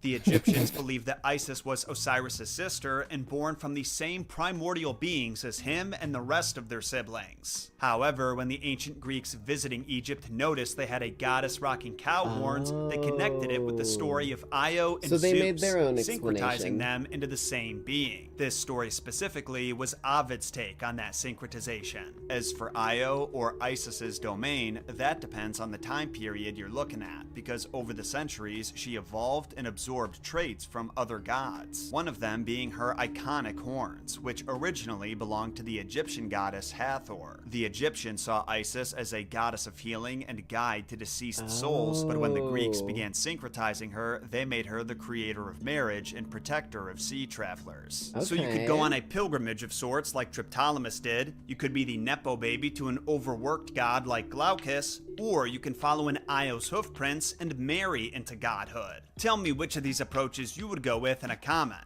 Also let me know if you want to learn more about some... All three. I'll take your entire stock. That was a sick video, I won't lie. That was interesting. I didn't know any of those stories from the beginning, so that was adding some info up in the brain dome, stocking it away for my story writing purposes in the future. We do have one more video to get to really quickly here. This one is by a certain channel known as Scooch. Some of you may know this channel, some of you may not, and that is a sacrifice that I am willing to make. But this guy is always really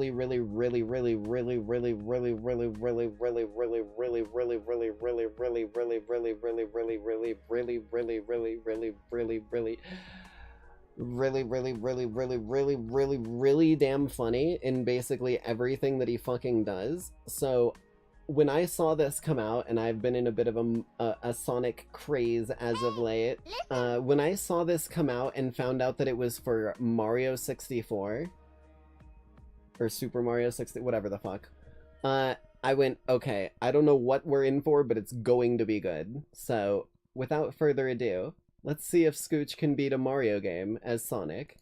Since his inception, Sonic the Hedgehog has always been synonymous with three words: way too fast. From spin dashing to air dashing and taking off like he just stole some priceless crown jewels from the Louvre Museum, Sonic was, is, and will always be a difficult and rewarding character to pilot. Fortunately for him, though, he lives in hell, where even normal city streets and oil plants are designed with speed tracks, boosters, loops, and runways. Can you imagine trying to get your groceries here? That's normal. Don't worry about it. What if instead of being in an endless roller coaster built for his fast and blue body, we put him somewhere a lot less straightforward? A land that doesn't really tell him where to go, and instead lets him do whatever the hell his 900 BPM little blue heart wants. That's right, today we're gonna be putting Sonic in Mario 64 to ask a very important question. How would Sonic fare with absolute freedom? Would it be janky? Will he be overpowered? And most importantly, will it even be fun? I normally like to I think the answer to all of those we will find out, because dear fucking god, if there's ever a game to put other characters in and try and canonize them in, it would be Mario 64. I'm gonna be real with you, right? You like, I want to play canon fucking Captain Falcon in Mario 64. I want to play, like, canon... Oh, I don't know, like, even someone outside of the, like, brands that they would use. I want to see, like, canon the Incredible Hulk in Mario 64. It's such a playground, dude. Explain things as I go, but I really need you to know this. Sonic is a deceptively complicated character. So much so that the beginning of this run and the end of this run almost look like an entirely new person. Because the absolute genius who made this mod managed to keep the easy to pick up and ridiculously hard to master nature of Sonic's moveset. So let me explain his basic abilities. Alongside the obvious jump button, Sonic's other button has multiple uses, and most of them are really fast. On the ground, he can do a spin dash. In the air, he can do a front flip kick. But if you hold the B button, you can do a spin dash in the air and then let it go and air dash. Instead of the usual ground pound, Sonic does a big bounce, which makes him immune to fall damage and gives him more height than a normal jump, but makes him really hard to control. And if you run, crouch, and press B, he does a cool-ass little Tatsumaki. Shoutouts Riot. This may sound useless, but it has a few very good cases where it's damn near necessary. All of these moves have deeper uses, which I'll explain as we go, but for now, we'll start our... I almost wonder if they gave him all the moves from the start, or if they realized partway through that they needed to add some functionality because he couldn't beat levels when they were making the mod. Journey and head into Bob-omb Battlefield. I very sloppily struggle to get a hang of the controls and immediately die to the chain jump, which is embarrassing. We head to the front of the courtyard and reset the timer because that sucked, and then head back into Bob-omb Battlefield. Also, like always, I'll be looking for specific Sonic-only skips on every single stage to see how much we can break the game. If I wanted to play this game like Mario, maybe I'd try out someone like, Mario. Here's where we discover our first Sonic tech. If you hold spin dash while touching a wall in the air, Sonic actually launches himself upwards. Paired with the butt bounce, we're able to scale the side of Bob-omb Battlefield by shooting straight up the wall. But here's where we hit our first taste of that patented Sonic jank. Sonic's grab button is the same as his spin dash button, so whenever you face a boss which you have to grab from behind, you can accidentally spin dash instead and go flying in a random direction. Oh, shit. We if you jank can our catch way him, through, and with King works. Babomb, oh Jesus Christ, we go back and get revenge on the chain chomp that killed us. And he almost kills us again. Then we do another cool Sonic skip by butt bouncing and air dashing to the platform in the sky and collect another star. We finagle around and sloppily collect the 8 red coins that I always forget the locations of for some reason, but it doesn't actually... I've never actually beaten Super Mario 64. That might be something I gotta do in the future. I'll see if Cherry has, like, an old 64 laying around that we can do his HDMI magic with. Take us that long because we're Sonic. Duh.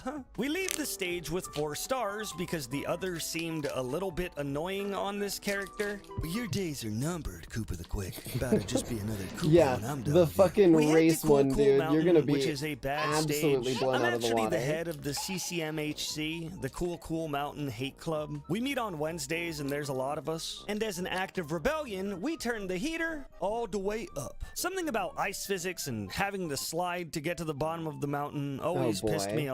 We start by returning the baby penguin to their mom. And this is a perfect time to show you one of Sonic's biggest issues. Wall bonking. Unlike normal Sonic games, in this game, running into a wall will cause you to bonk and fall over, which can actually be lethal because Mario physics don't allow you to move when you're in a bonk animation. Paired with the fact that you're always moving at Sonic speed, this creates some very obvious issues, which we'll be seeing a lot. Another very important thing to note is Sonic's aerial momentum, a clever and awkward trick Sonic devs have implemented to allow players to save themselves from, well, themselves, is giving Sonic some insane aerial control. You could jump in one direction and instantly go in whatever direction you want to. basically, hey, we saw that you jumped really close to that ledge, and because of how fast you're going, you'd go flying with no control, so we're gonna just let you move in the air. Air strafe to your heart's goddamn content, basically. This aerial control sounds like a positive, and that's because it is, but it does take some getting used to. Like when I collect this slide star, you can see me jump and not maintain any of the slide's momentum. I die trying to abuse this and fall off a cliff. Of course. Then we head back into the stage and try again.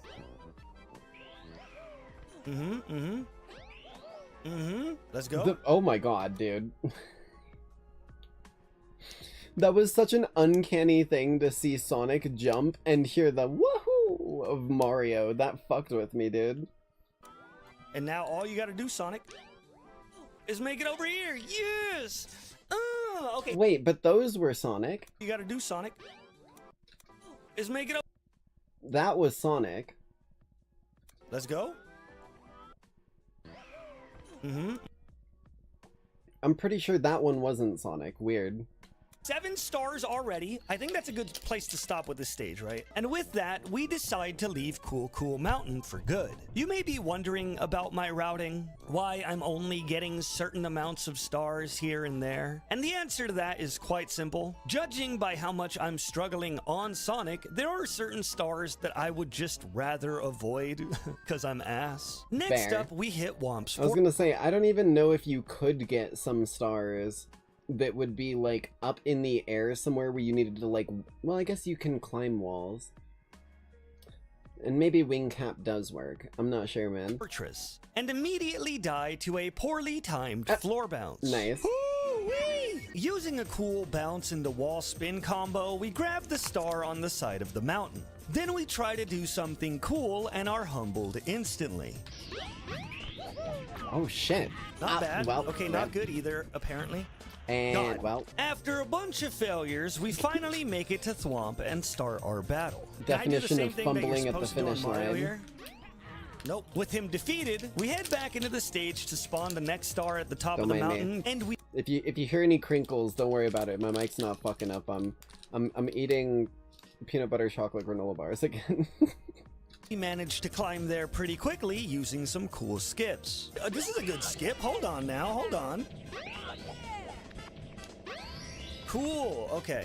Then we collect the red coins and get the red coin star. Honestly, I am just so nervous at this point. I keep mistiming my moves and failing nearly every maneuver that I try. This stage is almost never an issue, but I'll admit my Sonic inexperience was cooking the hell out of me here. So much so that I ended up taking. I almost wonder how much. He says that his Sonic inexperience is cooking him, but I almost wonder how much of this could even translate from any of the Sonic games.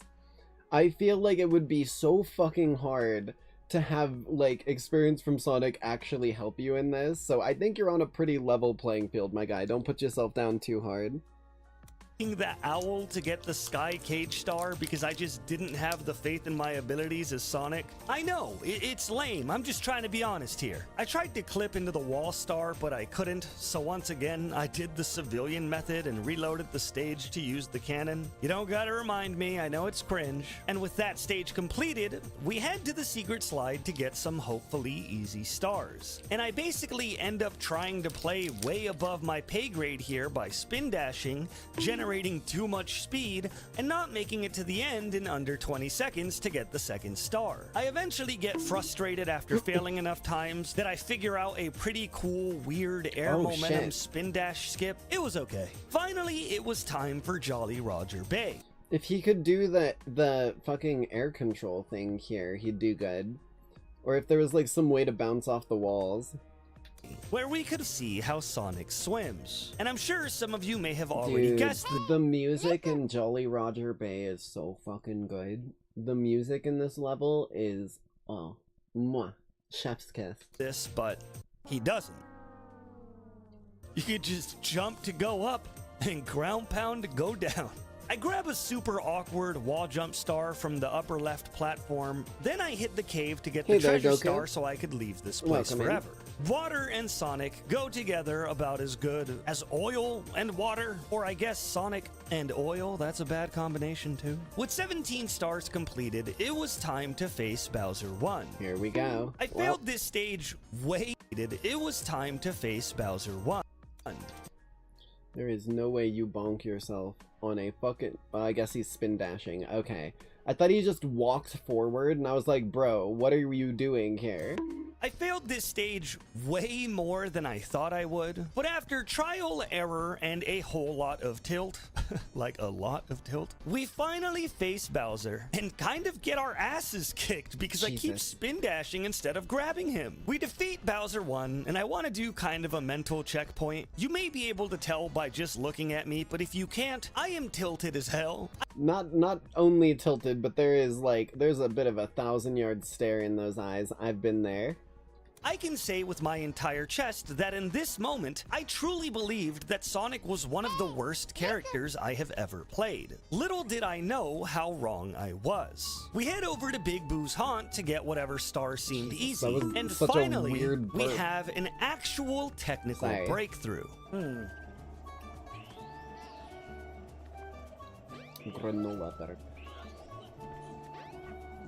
Oh, the wall climb. That's not even close.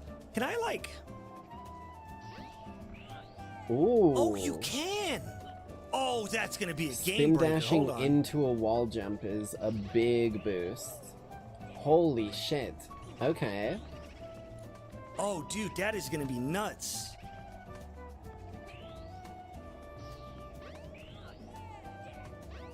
Okay. God damn. Yup, okay. Alright, finally the Sonic tech is starting to play out. Listen. Okay. Apparently he's got fucking Ooh, combos that's so that he can sick. learn. Dude, that is such insane movement tech. Wow. Okay, so you can spin at a wall, and if you're going faster, you go higher. Wow. You heard that correctly. The speed at which you approach the wall increases the height you get from a wall spin, which is going to change everything. I check around the entire mansion to see what other easy stars I can gather without freaking out about my inability to play Sonic. We get the library star and somehow finesse our way into the red coin star as well. I wasn't really looking for them, I just happened to walk by them when looking for something else, which is funny. My spirit at this point has done a complete 180, whereas literally 10 minutes ago I wanted to hate Sonic. Can I say that? Now I wanted to hate. I'm starting to see the light. We catch Mips about as fast as you can imagine, little bastard. Then we decided to hit Shifting Sandland, which would be our hardest challenge yet. Okay, where are you, Big Bird? There you are. Listen. Oh my god, he was right there. Oh my god, Sonic the Hedgehog. Did he go under me? What is happening here? I have zero clue what just happened there. Does he like need to catch Like literally, I could not explain it to you if I tried. What the fuck? Okay, what the Sonic, okay, my dude. angel man. What? Hun? In God's name. At Is this that not point, enough? try and get it at the pyramid where it flies over the pyramid. What is happening? What is happening? Was that not enough to get it? What? What the hell are we talking about I keep here? going over him. What?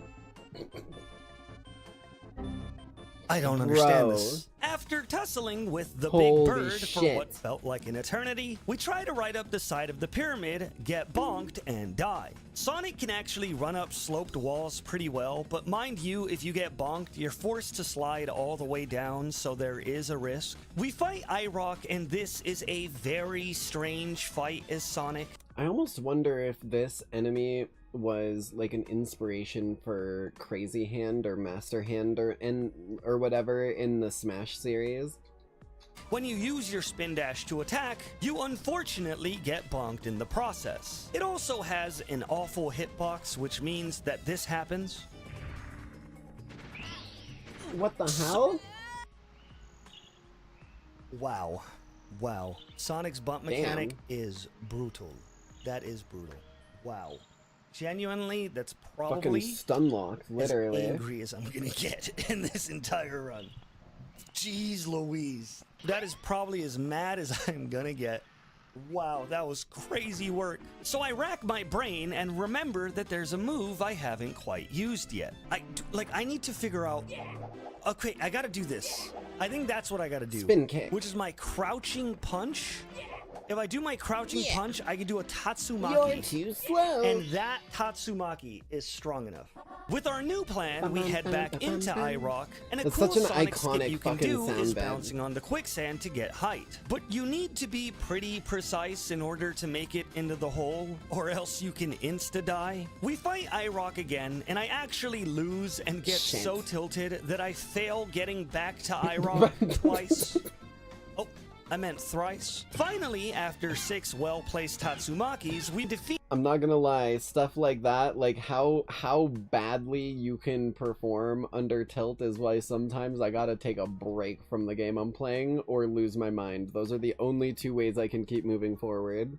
The worst boss in the entire game. I try to get atop the pillar star where you just have to bounce on all 4 pillars, but I end up getting another game over here and decide to go for something else. We get the star at the very top of the pyramid after some pretty precise platforming, then we get a weird coin star right after since it was right next to us. And with that done, we head into our next stage and totally don't come back here one more time to try to get a red coin star and fail miserably. That would be stupid. We head into Lethal Lava Land, which is normally one of my favorite stages in videos like this. My uncle had Mario 64 when I was younger, and he would play some of it. I could never do anything in this level. I fucking hated it. Like, anytime this level was on, I would immediately have my uncle be the one playing it for me. Yes. But I was admittedly nervous knowing I'd have to navigate Like, this I would always end up in the lava, and then I could If I never do this- recover it. Woo! I did it! We collect an Wow. easy red coin That was star easy. and Tatsumaki a bully, then Tatsumaki some children bullies and another bully. Legs are rated E. You can all get it. We head into the volcano, and this section is normally a breeze on like every single character, but I can't for the life of me figure out a good Sonic skip here, so I just struggle my way to the top. When I get there though, I do manage to do at least one cool thing. Hey. Finally! I did one There we go. great Sonic skip. We get a free star from a Toad because why not? Then we head into Hazy Maze Cave. We do our empowered wall ride to collect our first star in this area. Then we wall hop to collect the second. We head over to Dory. I'm not gonna lie to you, I think the first time I ever watched a Super Mario 64 like full playthrough, I realized that game was like probably 7 times the size that I thought it was. I thought it was the paintings, and that was it. I never ended up in that underground area at all. I don't even think I ever found the Boo House. Like, that's how little I found in that game. Dory's Lake and actually pulled off something pretty impressive. Oh shit! That Hell right yeah. there was an honest Sonic skip right there. That was good. Then we get the metal cap and unlock the green blocks. Oh my god, you turn into Metal Sonic. That's fucking funny. The thing here is that Sonic is not only still incredibly fast when he's metal, but normal Sonic can outwork the water current because he's so speedy. We head into the fart maze, which is funny because Sonic is so fast he almost never takes poison damage. Then we find the secret door to get the cage star. We open the other door near Dory without using a metal cap because Sonic can just ground pound in the water and do another pretty cool skip. And with that completed, we leave Hazy Maze Cave because hell no, I'm not doing that red coin section. It's ass. Finally, it was time for Bowser's big sub. Big sub. Ooh. Sonic's water. Hey, don't tempt me with a good time, Scooch. Okay, if there's one thing you. Jesus, if there's one I'm drooling over here, apologies. If there's one thing me and Chibi Doki agree on and have in common, is that we both like Bowser. Physics are so awkward. He can jump infinitely to go upwards and ground pound to go down, alongside spin dash to gain momentum a lot slower. The awful thing though is that the camera locks directly behind him, so if you turn too fast, it's nauseating. But the positive is that he doesn't follow the conventional water rules, so this ring star, which is normally a pain to get without the metal hat, is quite easy. We get the Bowser sub star and then collect some red coins doing some cool air momentum tech. Then we go back in to collect the weird treasure star. Finally, it was time for Bowser 2. But at this point, I don't I've remember had like my half training of arc. these. The level at which I can play this stage and character is 100, no, 1 billion times better than Bowser 1. He's unlocked his capabilities. Holy shit. He's unlocked his fucking capabilities. Oh god. Okay, we're still good, we're still good, don't fumble. Six. There is a red coin star that I know I can get here relatively easily, but I don't know if I want to do that. Hell yeah. Ooh, pretty cool, pretty cool. Okay, cool. Now let's not fall because Sonic is kind of slippery. Holy shit. All right, time to fight Bowser 2. Okay, we're gonna sneak him over there. Oh, he's taking the easy route. Oh. The damn... Stop. What the hell is that? Damn spin Kind of a dash. strong move, no? Teleports behind you, nothing personal, Sonic. 1. With Bowser 2 defeated, we were 2/3 through our humbling experience. All we needed to do now was head upstairs and collect our final 27 stars. We enter Tall Mountain, and at this point, I'm just having so much fun trying things out. We dash our way up the mountain using whatever cool skips we can find, and I want to explain something to you real quick because it's deceptively difficult. In order to do this move that you're seeing me try to pull off here and failing multiple times, you have to hold the B button to charge a spin dash. Okay. Then you have to let go of the B button before you press A to go into the air, because if you press A while spin dashing, you jump instead and cancel your dash. Then, before hitting the wall and after letting go of the B button, you have to press the B button again. Oh, what this the trick fuck? is a lot harder in Okay. small runways like Jesus. this, where in the footage I counted a 7-frame window in order to do it, which sounds impressive, but I don't think it is. We climb the mountain and get our first star. Then we get the weird slide star because we were right next to it. We do a spin dash into air dash combo to collect the Mega Far Mushroom Star, collect the red coin star, and as an added bonus, have so much coins collected that I decided to finish up the 100 coin star. We reload the stage to collect the Monkey Cage star at the top, and this may be the most fun stage as Sonic. There's so much verticality and cool I mean, that's things really that what you you can pull need off, with Sonic. and I was just is grinning ear to verticality ear the or entire like time. tricks. And with that 'Cause collected, that's we what have the gotten whole every Sonic single games star are. in Tall Mountain, hitting 51 out of the 70 we needed, because this toad just has one. We head into Tiny Huge Island, and I still can't decide if I like or hate this stage. Aesthetically and technologically, it's so cool, but something about it just rubs me the wrong way. Maybe it's that big-ass fish that eats you when you're in the water. I don't like them. We break into Big Wigglers by just scaling up the mountainside, damn. and we beat him pretty easily because Sonic is fast as hell. We reload the stage and do a super cool Sonic skip to get to the piranha plants. Fighting them was actually nerve-wracking because if I recovered. ever messed up my Tatsumaki input, I'd go shooting into the water Oh my below. God. Or he's waiting. With those piranha plants defeated, we sloppily sprint into the side of the mountain, collect the red coin star because this one is really easy, then reload the stage on purpose and not by dying 3 times. God, there's a breeze in here. We collect the star in the block at the top, then we face our arch nemesis, There he Koopa the is. Quick. And it goes exactly how you'd expect. With him defeated, we finish Tiny... Dude, I was ready for him to reveal that Koopa the Quick also got the same speed up that Sonic got, so you had to be good at movement to beat him. I was ready for the reveal. Huge Island, and I'm gonna lean on don't like it for now. I don't know, it's a weird stage. We head to Wet Dry World and start our collection by doing a very, very cool spin dash skip, and then another really Hell cool yeah. Sonic Whoa. skip. Hilariously, God I damn. also got to find the secret star here on accident. I just happened to touch the items I needed to in order to make it spawn. Then we head to the Sunken City and collect a red coin star and another 100 coin star. Wow!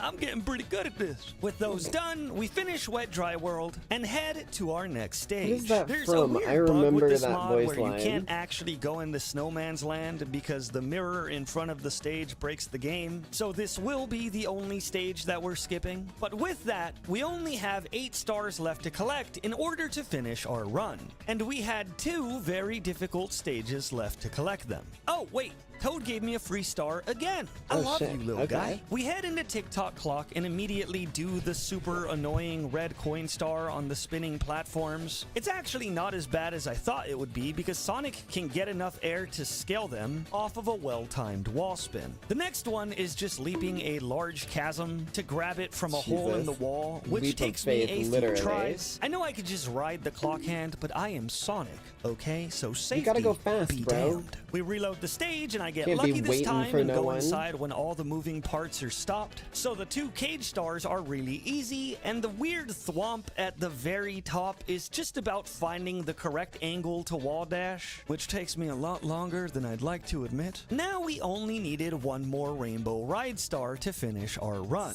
We get a 69, star nice. by simply leaping to it, but I decided why stop there and headed back inside the stage to get 2 more. The weird triangle one I get by blasting off one of the pillars holding up the structure, which I thought was pretty Hell cool. yeah. And the red coin star was standard and pretty boring. And with those completed, it was time to finally fight Bowser 3. Though I was worried about the overall difficulty of this stage, I think my training was about to pay off. I'm gonna try to do this right, while also skipping as much as I can with Sonic. Come on, be smooth, be skillful. Do this. Imagine like someone getting really good at Sonic movement in this game and just fucking speedrunning like the game in half the time of a fucking regular speedrunner. Because like imagine how much of this you could do spin dashing if you had good just wait there, don't mind me. Go here. Hold on. This is gonna be a hard one. It's like Mario's quick and he's got his tricks, but I don't think Mario can do this. Like that's on a different level. Okay, hold on. I see you, Sonic Professional. I see you. That was sick. After performing possibly the best I've ever done on the Bowser Here we 3 are. stage, now we just had to defeat Bowser. And I keep failing grabbing his tail. We lose to him multiple times and get down to our last life. I know this isn't a Sonic issue, but I can never get the spin throw correct. I wasn't Still, good at it knowing either. that I had no more chances to fail, I knew it was time to put up or shut up. That didn't work. Ooh. This is insanity. Fire? Okay. It is Grab. insanity. Spin. Oh, you wiped the fire out. Nice. Thank you. Good All right, that's shit. one. Okay, here's gonna be 2. Right there. Oh, okay. Combo. There's gonna be it. 3 right there. Now. Hell yeah. I've gotten better at my timing over the years. That's what I'm talking about. Oh my god, we finally did it. We won, and it only took us like 23 Bro, lives. the fucking Sonic wing is cap one of looks the so strangest uncanny on characters him. I have ever played in I feel like if they had just turned him into Super Sonic, it would have looked better than making wings sprout out of his fucking head like that. Jesus, because Super Sonic can fly. this game.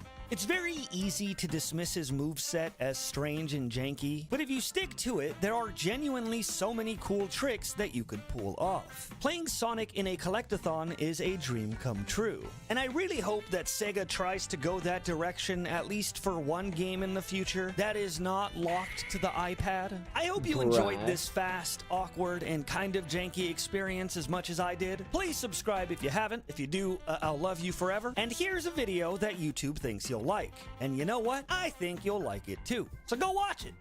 Love ya. Hell yeah, man. This goddamn game.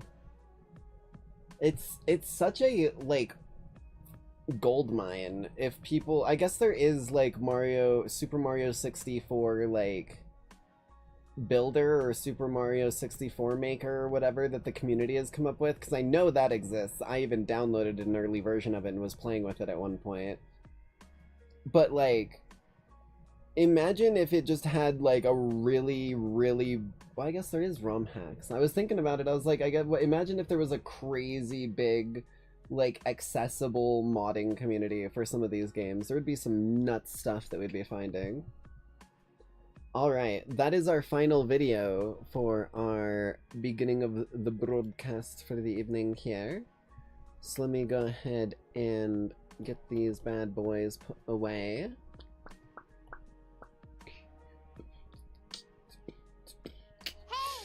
Hytale time indeed. Although we might do our bio break here a little bit early, just so that we've got an opportunity to be able to... Oh, it's got an update. So we've got an opportunity to get into the game decently without me getting distracted. So let me get this update, get this bad boy launched up, and some tunes kicking.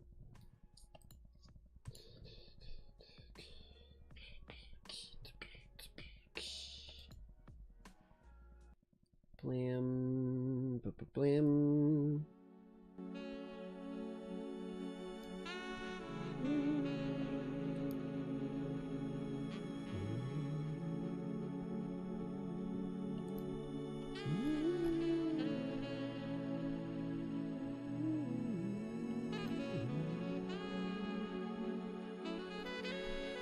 This fucking song goes way too hard for its own good. Oh. Error applying update. Relaunch. Update.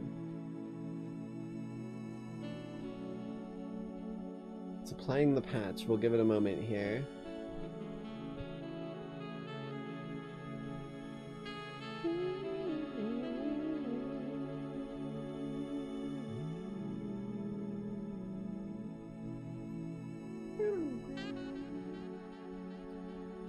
Come on. I got my fingers crossed.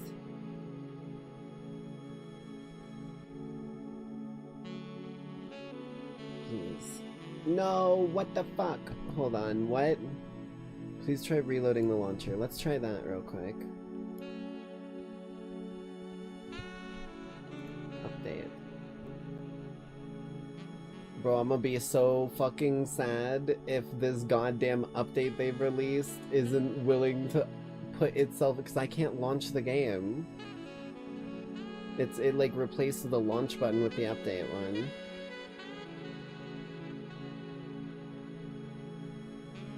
Please. Please. Please, I'm begging you. Been waiting fucking 10 years for this game.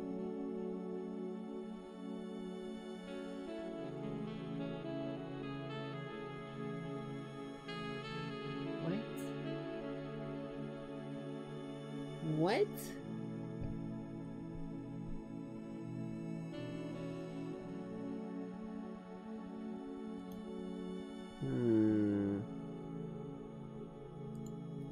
Can I subvert this? Listen. Can I subvert this?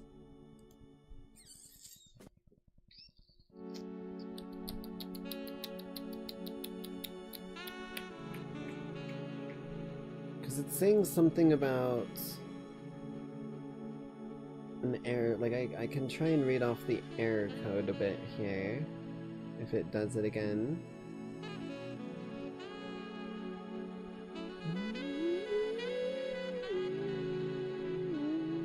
Because I launched it before stream. I literally launched it before stream and I got into the main menu and I set the fucking capture to pick it up. This has come out since the stream has started. Whatever this goddamn patch is.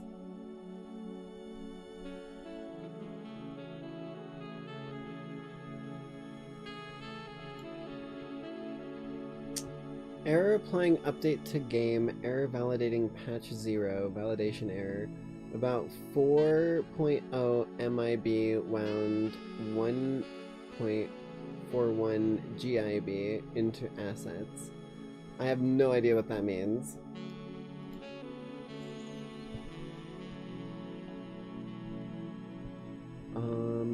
What if I...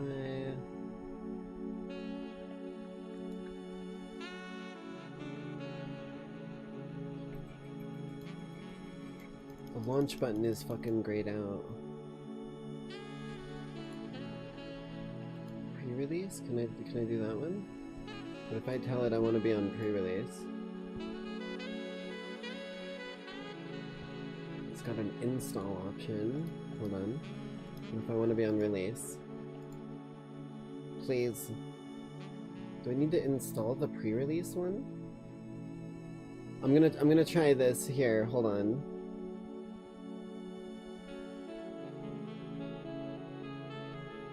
I want to get this functional before I wander away.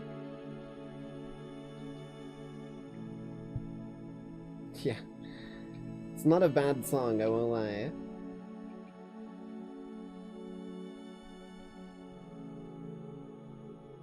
Come on, Hytale. I'm rooting for you.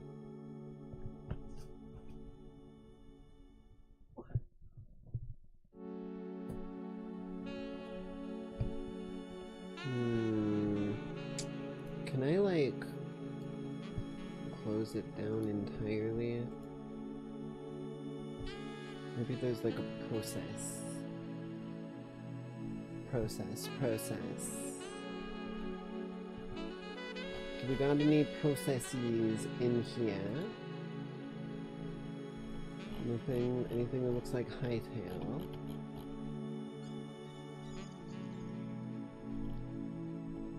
No.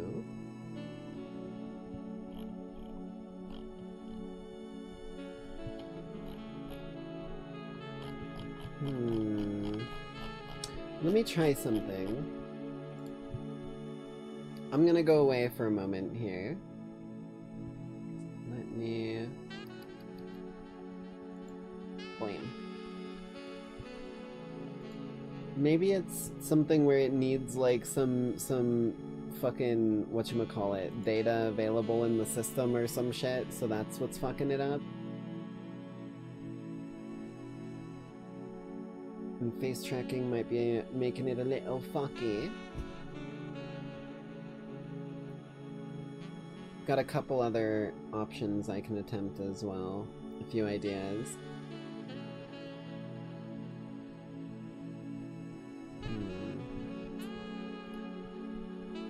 What if I run you as administrator?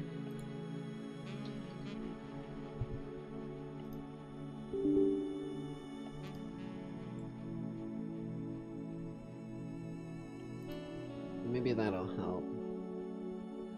I'm just going through my, like, casual IT issues fucking checklist here. Did I turn it off and back on again? We can try to do the pre-release version if it allows it. It always stops at 95% and then it borks it in completely. What if I uninstall? I'll just uninstall the whole thing. But I can validate the installed version. Hold on. Okay, I'm gonna turn VTube Studio back on because I don't think it's that.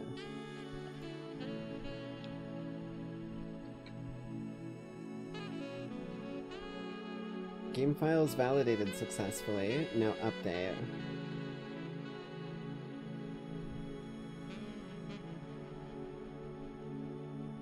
Come on, I believe in you, game. I believe in you, goddammit.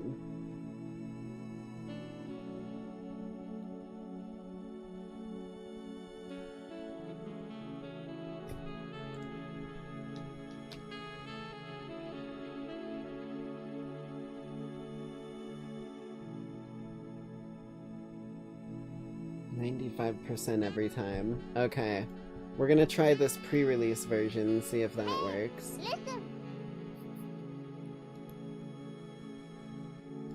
Pre-release. Install.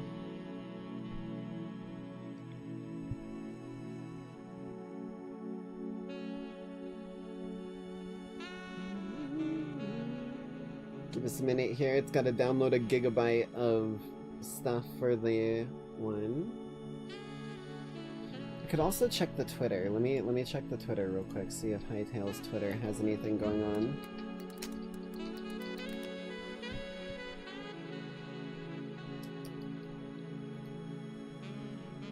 Because usually they'd have some sort of...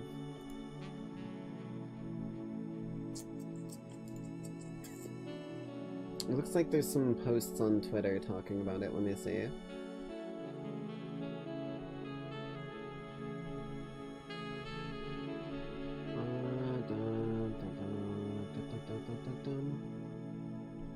Let's see. Nothing new here. What if we do like hashtag Hytale? See what people are saying. If anyone's... What the fuck? Where'd that... God damn it. At some point during all of this, I lost a single chocolate chip from one of my fucking things. One of my chocolate chip peanut butter fucking granola bars. And I just looked down at my arm and saw a brown smear. I was like, what the fuck is on my arm?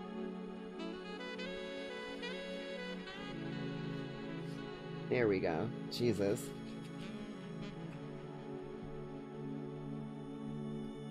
Okay, let's see here. Doesn't look like there's anything showing up much about this issue. Well, the pre-release version seems like it's finished what it was doing, so let's see if it'll let us play it. I don't know what's gonna be different between the pre-release and the full release, but it's launching at least. That's a benefit.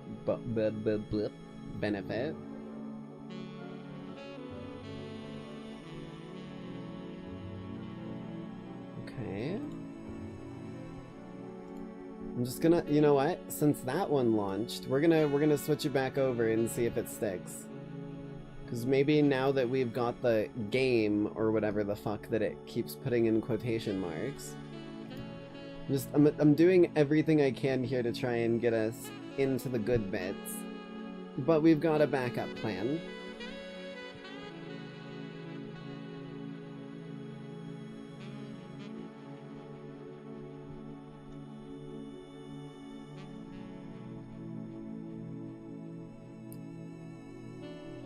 Validating patch. Come on, damn you. It's up to 80%. When it hits 95, we'll know. And it's not working. You bastard. Well, we've got a backup plan, so let me get this launched up, I guess.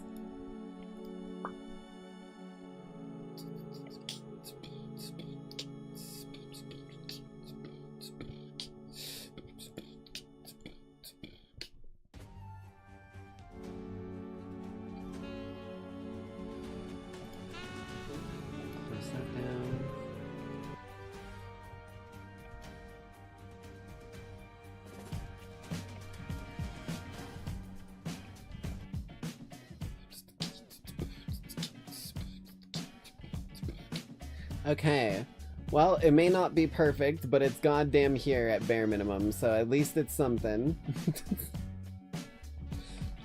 Here, let me, just have this in the background. There we are.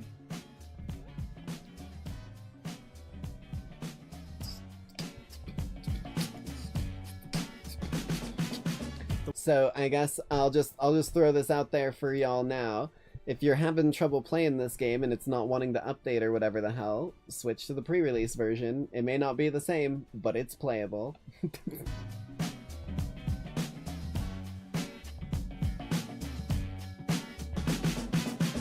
world's second most popular There we drink are. was born Alright. in a collision Give me between just the a few United minutes States here, and lackeys. Spain. I'll be It right happened during back. the Spanish Enjoy the American War tunes at in the turn of meantime. century, when Americans in large numbers arrived in Cuba. One afternoon, a group of off-duty soldiers from the U.S. Signal Corps were gathered in a bar in Old Havana. Fausto Rodriguez, a young messenger, later recalled that Captain Russell came in and ordered Bacardi rum and Coca-Cola on ice, with a wedge of lime. The captain drank it with such pleasure that it sparked the interest of the soldiers around him. They had the bartender prepare a round of the captain's drink for them. The Bacardi rum and Coke was an instant hit. When they ordered another round, one soldier suggested that they toast por Cuba Libre in celebration of the newly freed Cuba. The captain raised his glass and sang out the battle cry that had inspired Cuba's victorious soldiers in the War of Independence.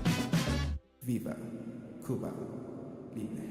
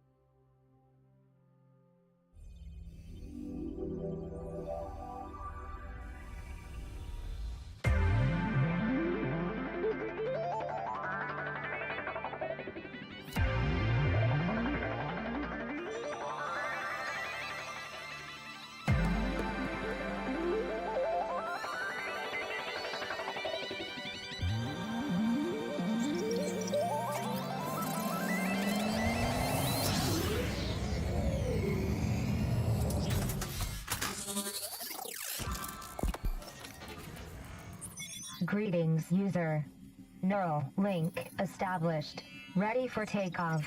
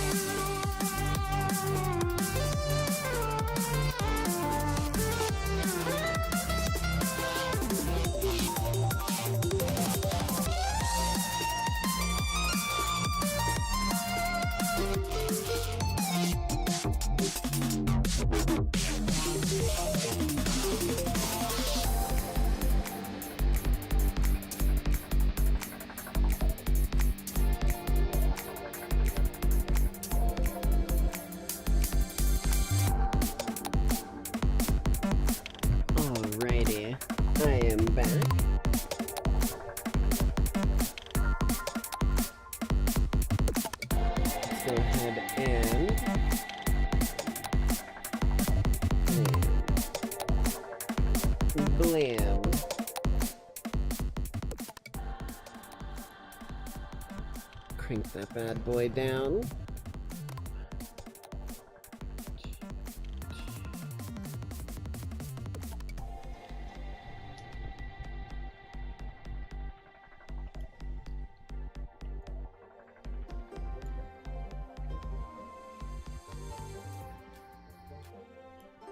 Alrighty. Well, while it might not be, you know, quite the version we were hoping to play tonight, we are here for some Hytale. Let's go ahead and get ourselves rolling here. Now, you may notice there is a My Avatar option here. So we're gonna start off with character customization, because I feel like that's a pretty solid spot to start, wouldn't you say it? So let's see, what do we got for, ooh, I kinda like this one. That's a lot like my hair.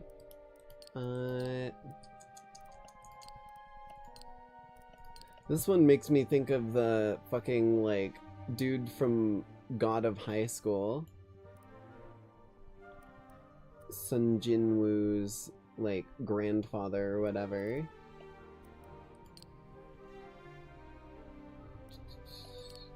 Ooh. Oh, it's kind of like the braid, I see it.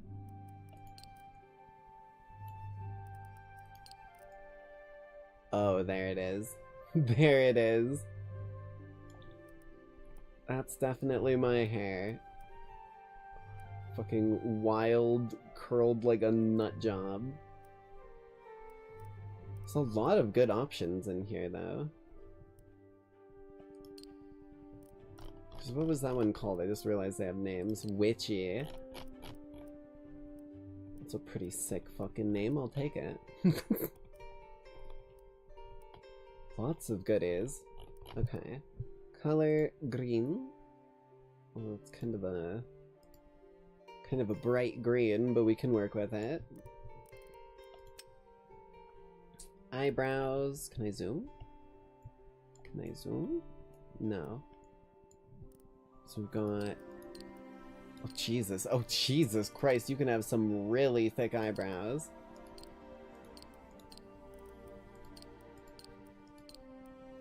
I like this one. We'll go with that. Can I maybe do purple here? Oh, it forces all of my hair. I was really hoping I could have purple eyebrows to make like the little purple accentuation, but we can do it otherwise. Large eyes balanced. What? Oh, the pupils. They become like yin-yang almost. Almond square.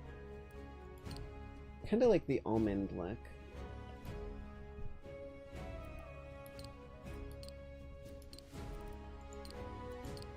Yeah, we'll go almond.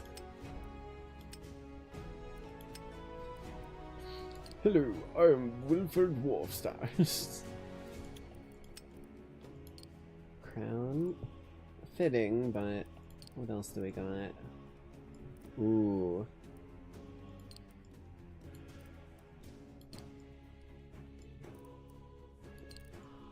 The bandana looks sick, but that beanie went really hard.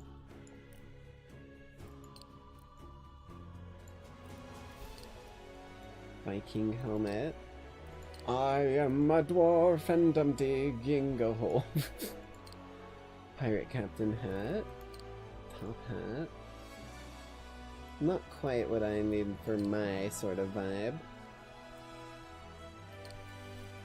Maybe this if I could change the color on it. Rustic beanie. Oh, it's like a patchwork one. To put my hood up. It kind of does just look like I've put the hood on my hoodie up. I don't mind that. And the ribbon. This one went pretty fucking hard. I kind of liked how it looked. Maybe purple here.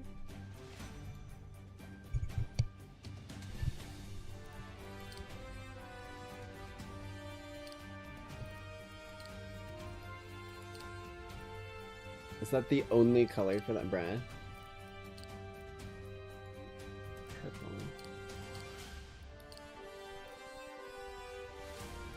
Ooh.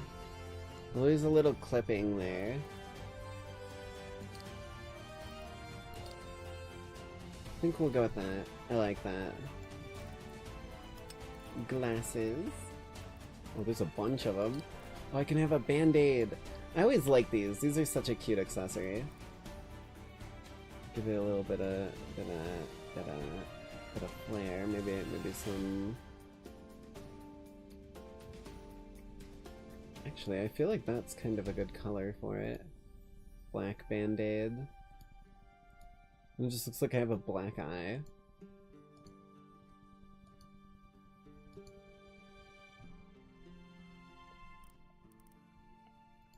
do like the look of the black band-aid though. Jesus Christ, this looks like a drug dealer. That just looks like a slightly leveled up drug dealer. That one's a cop undercover, you can't fucking tell me I'm wrong. This one's a chill dude.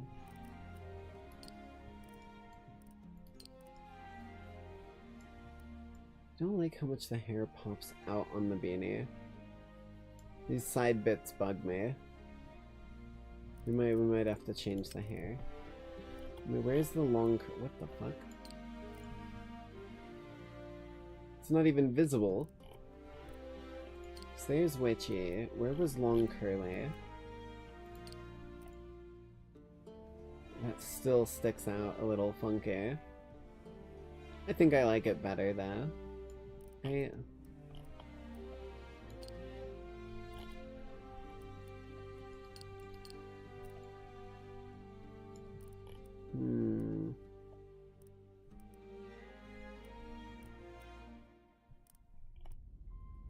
Yeah, I think we'll rock with that so it's not as fucking clippy.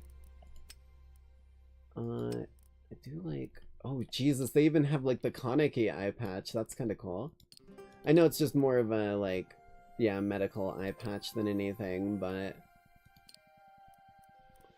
Oh, wheat stalk in my mouth. I was like, what the hell is that? A lip ring?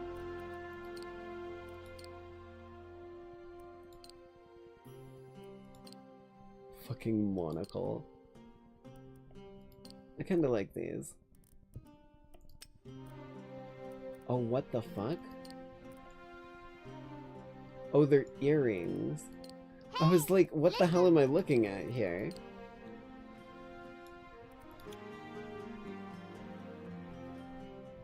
Nice wheat stock, thank you.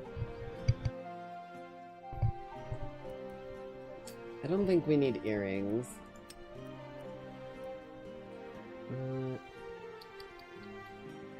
Much more of a... They don't have the one piece, like, thing here, because I know that it's real, but it's just... I kinda like the two top ones. Bandao, that's what they're called. I always forget the names of shit, man, I'm so fucking bad at that. Body characteristics. Definitely not muscular by any real stretch of the imagination. And I'm pretty fucking pale.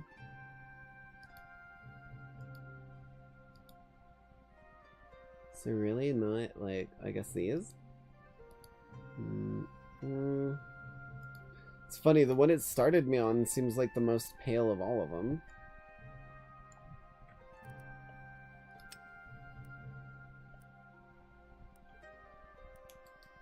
Sunken cheeks? What the fuck? Stubble makeup. Almond eyes. Wizened. Scarred? Oh, that's kinda sick looking.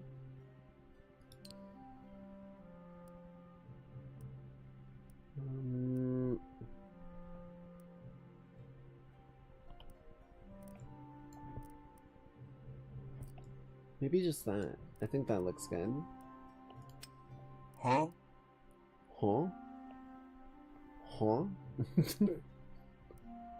Makeup, thin mouth. Bro, I look like a Roblox character. What the fuck? I'll just keep that neutral. Oh, ear type.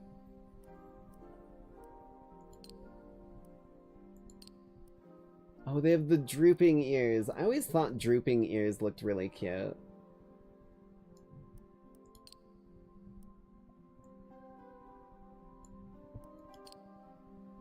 Ogre ears. You can make Shrek in this game? Hell yeah. I just got the defaults. Oh, hell yes. Tunic.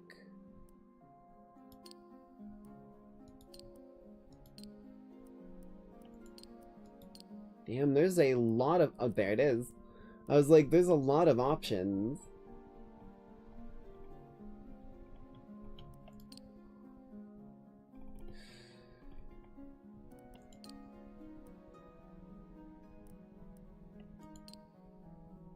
Okay, they're kind of cooking here. I'm getting like lost in the sauce already with character creation alone. Viking shirt?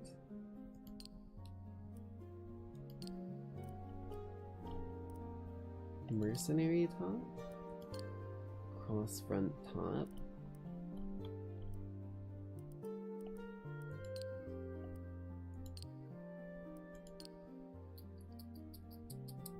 What about the overshirt?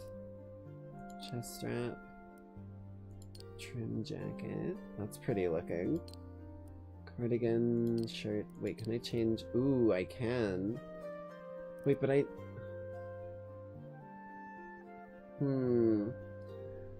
couldn't change the color of the tie, could I? Okay, maybe we're cooking here. Maybe we're cooking here. Let's see. It kind of looks like it. I mean, obviously they're not gonna have the vibe that I was going for with my lore, because that would be a hell of a weird, like, obscure, really specific outfit to have. But we're kind of in the money. There's a lot of options. There's a lot of options. Holy shit. Bands, bandages, villager tunic, Viking vest. Why do you ask what? When the delicious question is why. The only difference between past and present is semantics. Truer words were never said, lettuce twins. Motherfuckers have still been following me after all this time. God, when even was the last episode of BioShock Infinite? That was fucking ages ago.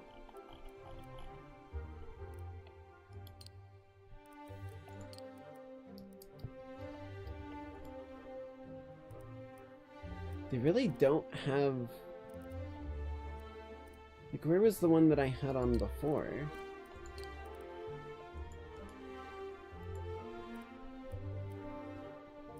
Or am I just missing it? Maybe the pinstripe. Maybe that's what we go with.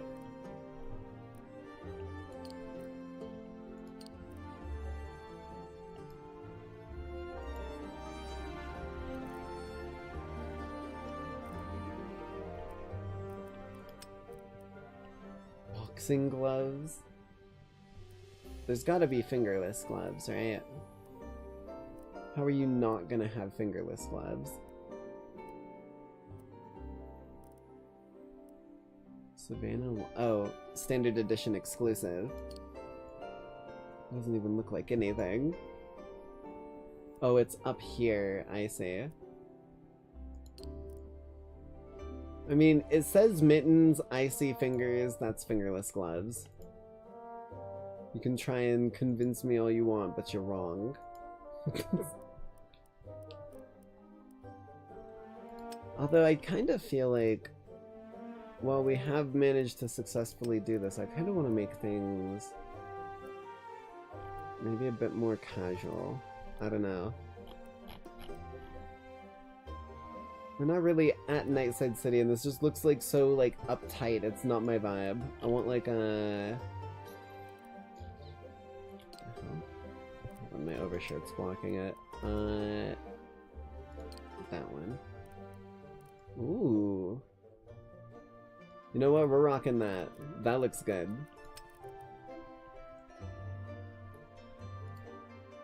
Wait, yeah, just like that. Okay. Some leggings, trousers, shorts, rotten shorts. Desert dress? That's pretty. Khakis. Could have a battle skirt like Ruby.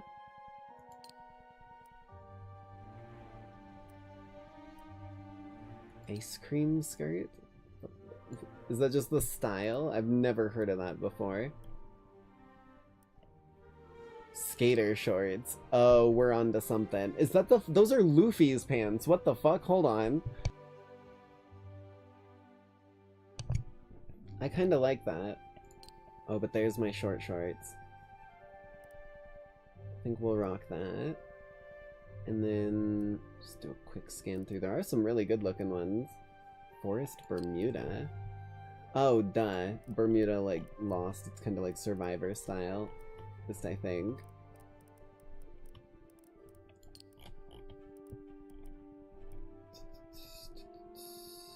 What are these? Oh, these are my special things. Explorer shorts. Do I like these better? Or do I like... Where the hell is it? These better? Kinda like these ones. Like, those look okay, but these look more comfortable. Ooh. Knee pads.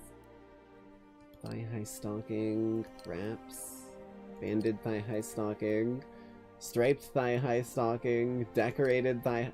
Man, they...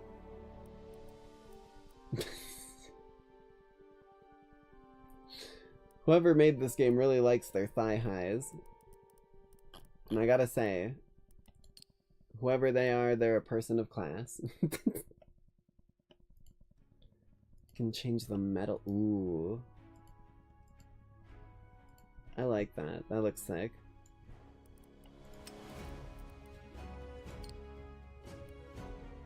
Sandals. Hey, listen. Fashionable shoes. Fashionable boots. Ooh. Those might be what I gotta go with. I do like my combat boots.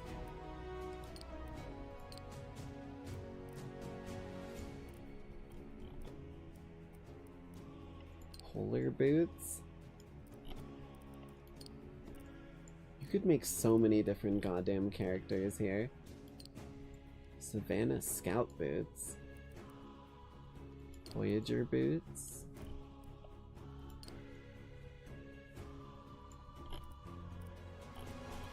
What was that? Heavy leather boots. Ooh, we might go with these. Hold on.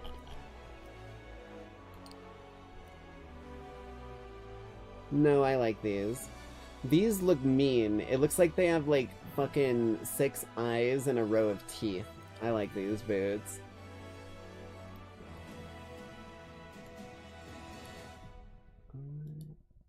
Probably just... yeah. We'll keep it simple. Oh, and we did get a cape from the standard edition. Well, blam.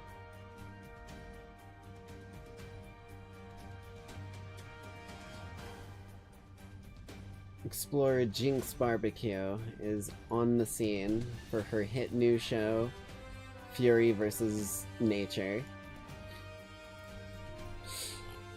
Hell yeah. Okay.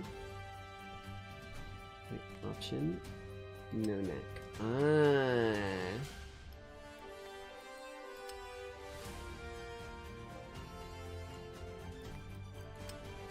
We're gonna go no neck.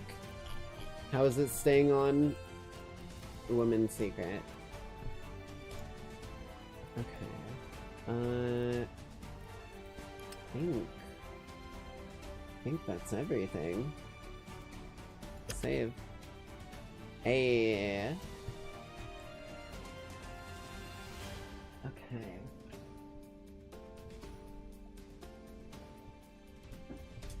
Quick sip and away we go. So we've got a couple options here. There is creative mode. There will be an adventure mode, which I'm assuming is going to be like a proper story mode. I'm not really sure, because I know there is story in the exploration worlds. But we're going to be playing exploration here. Explore an echo of Orbis. Build, craft, survive, and find a way to restore what was lost. This is going to be a good old...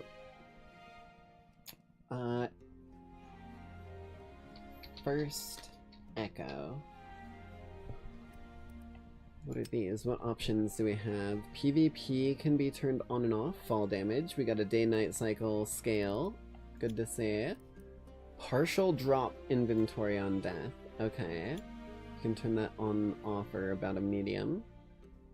Resource loss, durability loss. Ooh. Durability loss on death could be something I gotta get used to. But I think we can do it.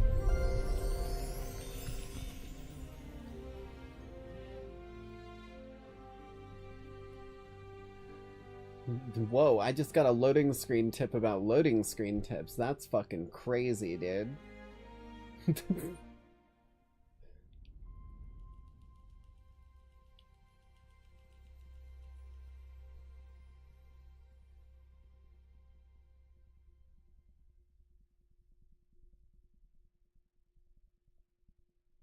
I love this art. This is the character, like, thing that you get from the standard edition, this, like, cute little druid character. So that's why I have the cape, and I'm assuming I'm gonna end up getting the staff at some point, too. I'm really curious to see how magic is gonna play in this game, because I am a fucking lover of magic in games when they do it right.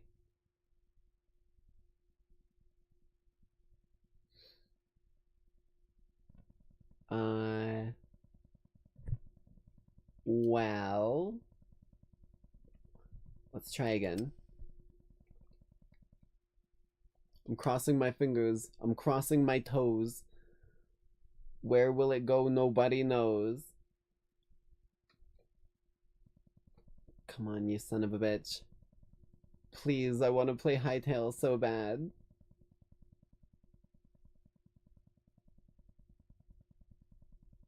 I do have a backup game we can play if Hytale decides it really doesn't want to work tonight. I do have a backup. So we'll give it a try. If it don't work, we got other options and I'll just rename the stream.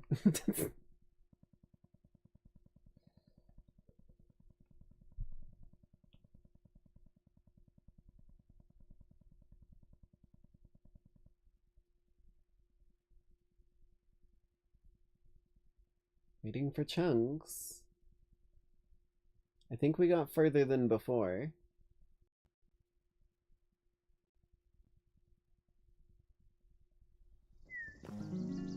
Hey!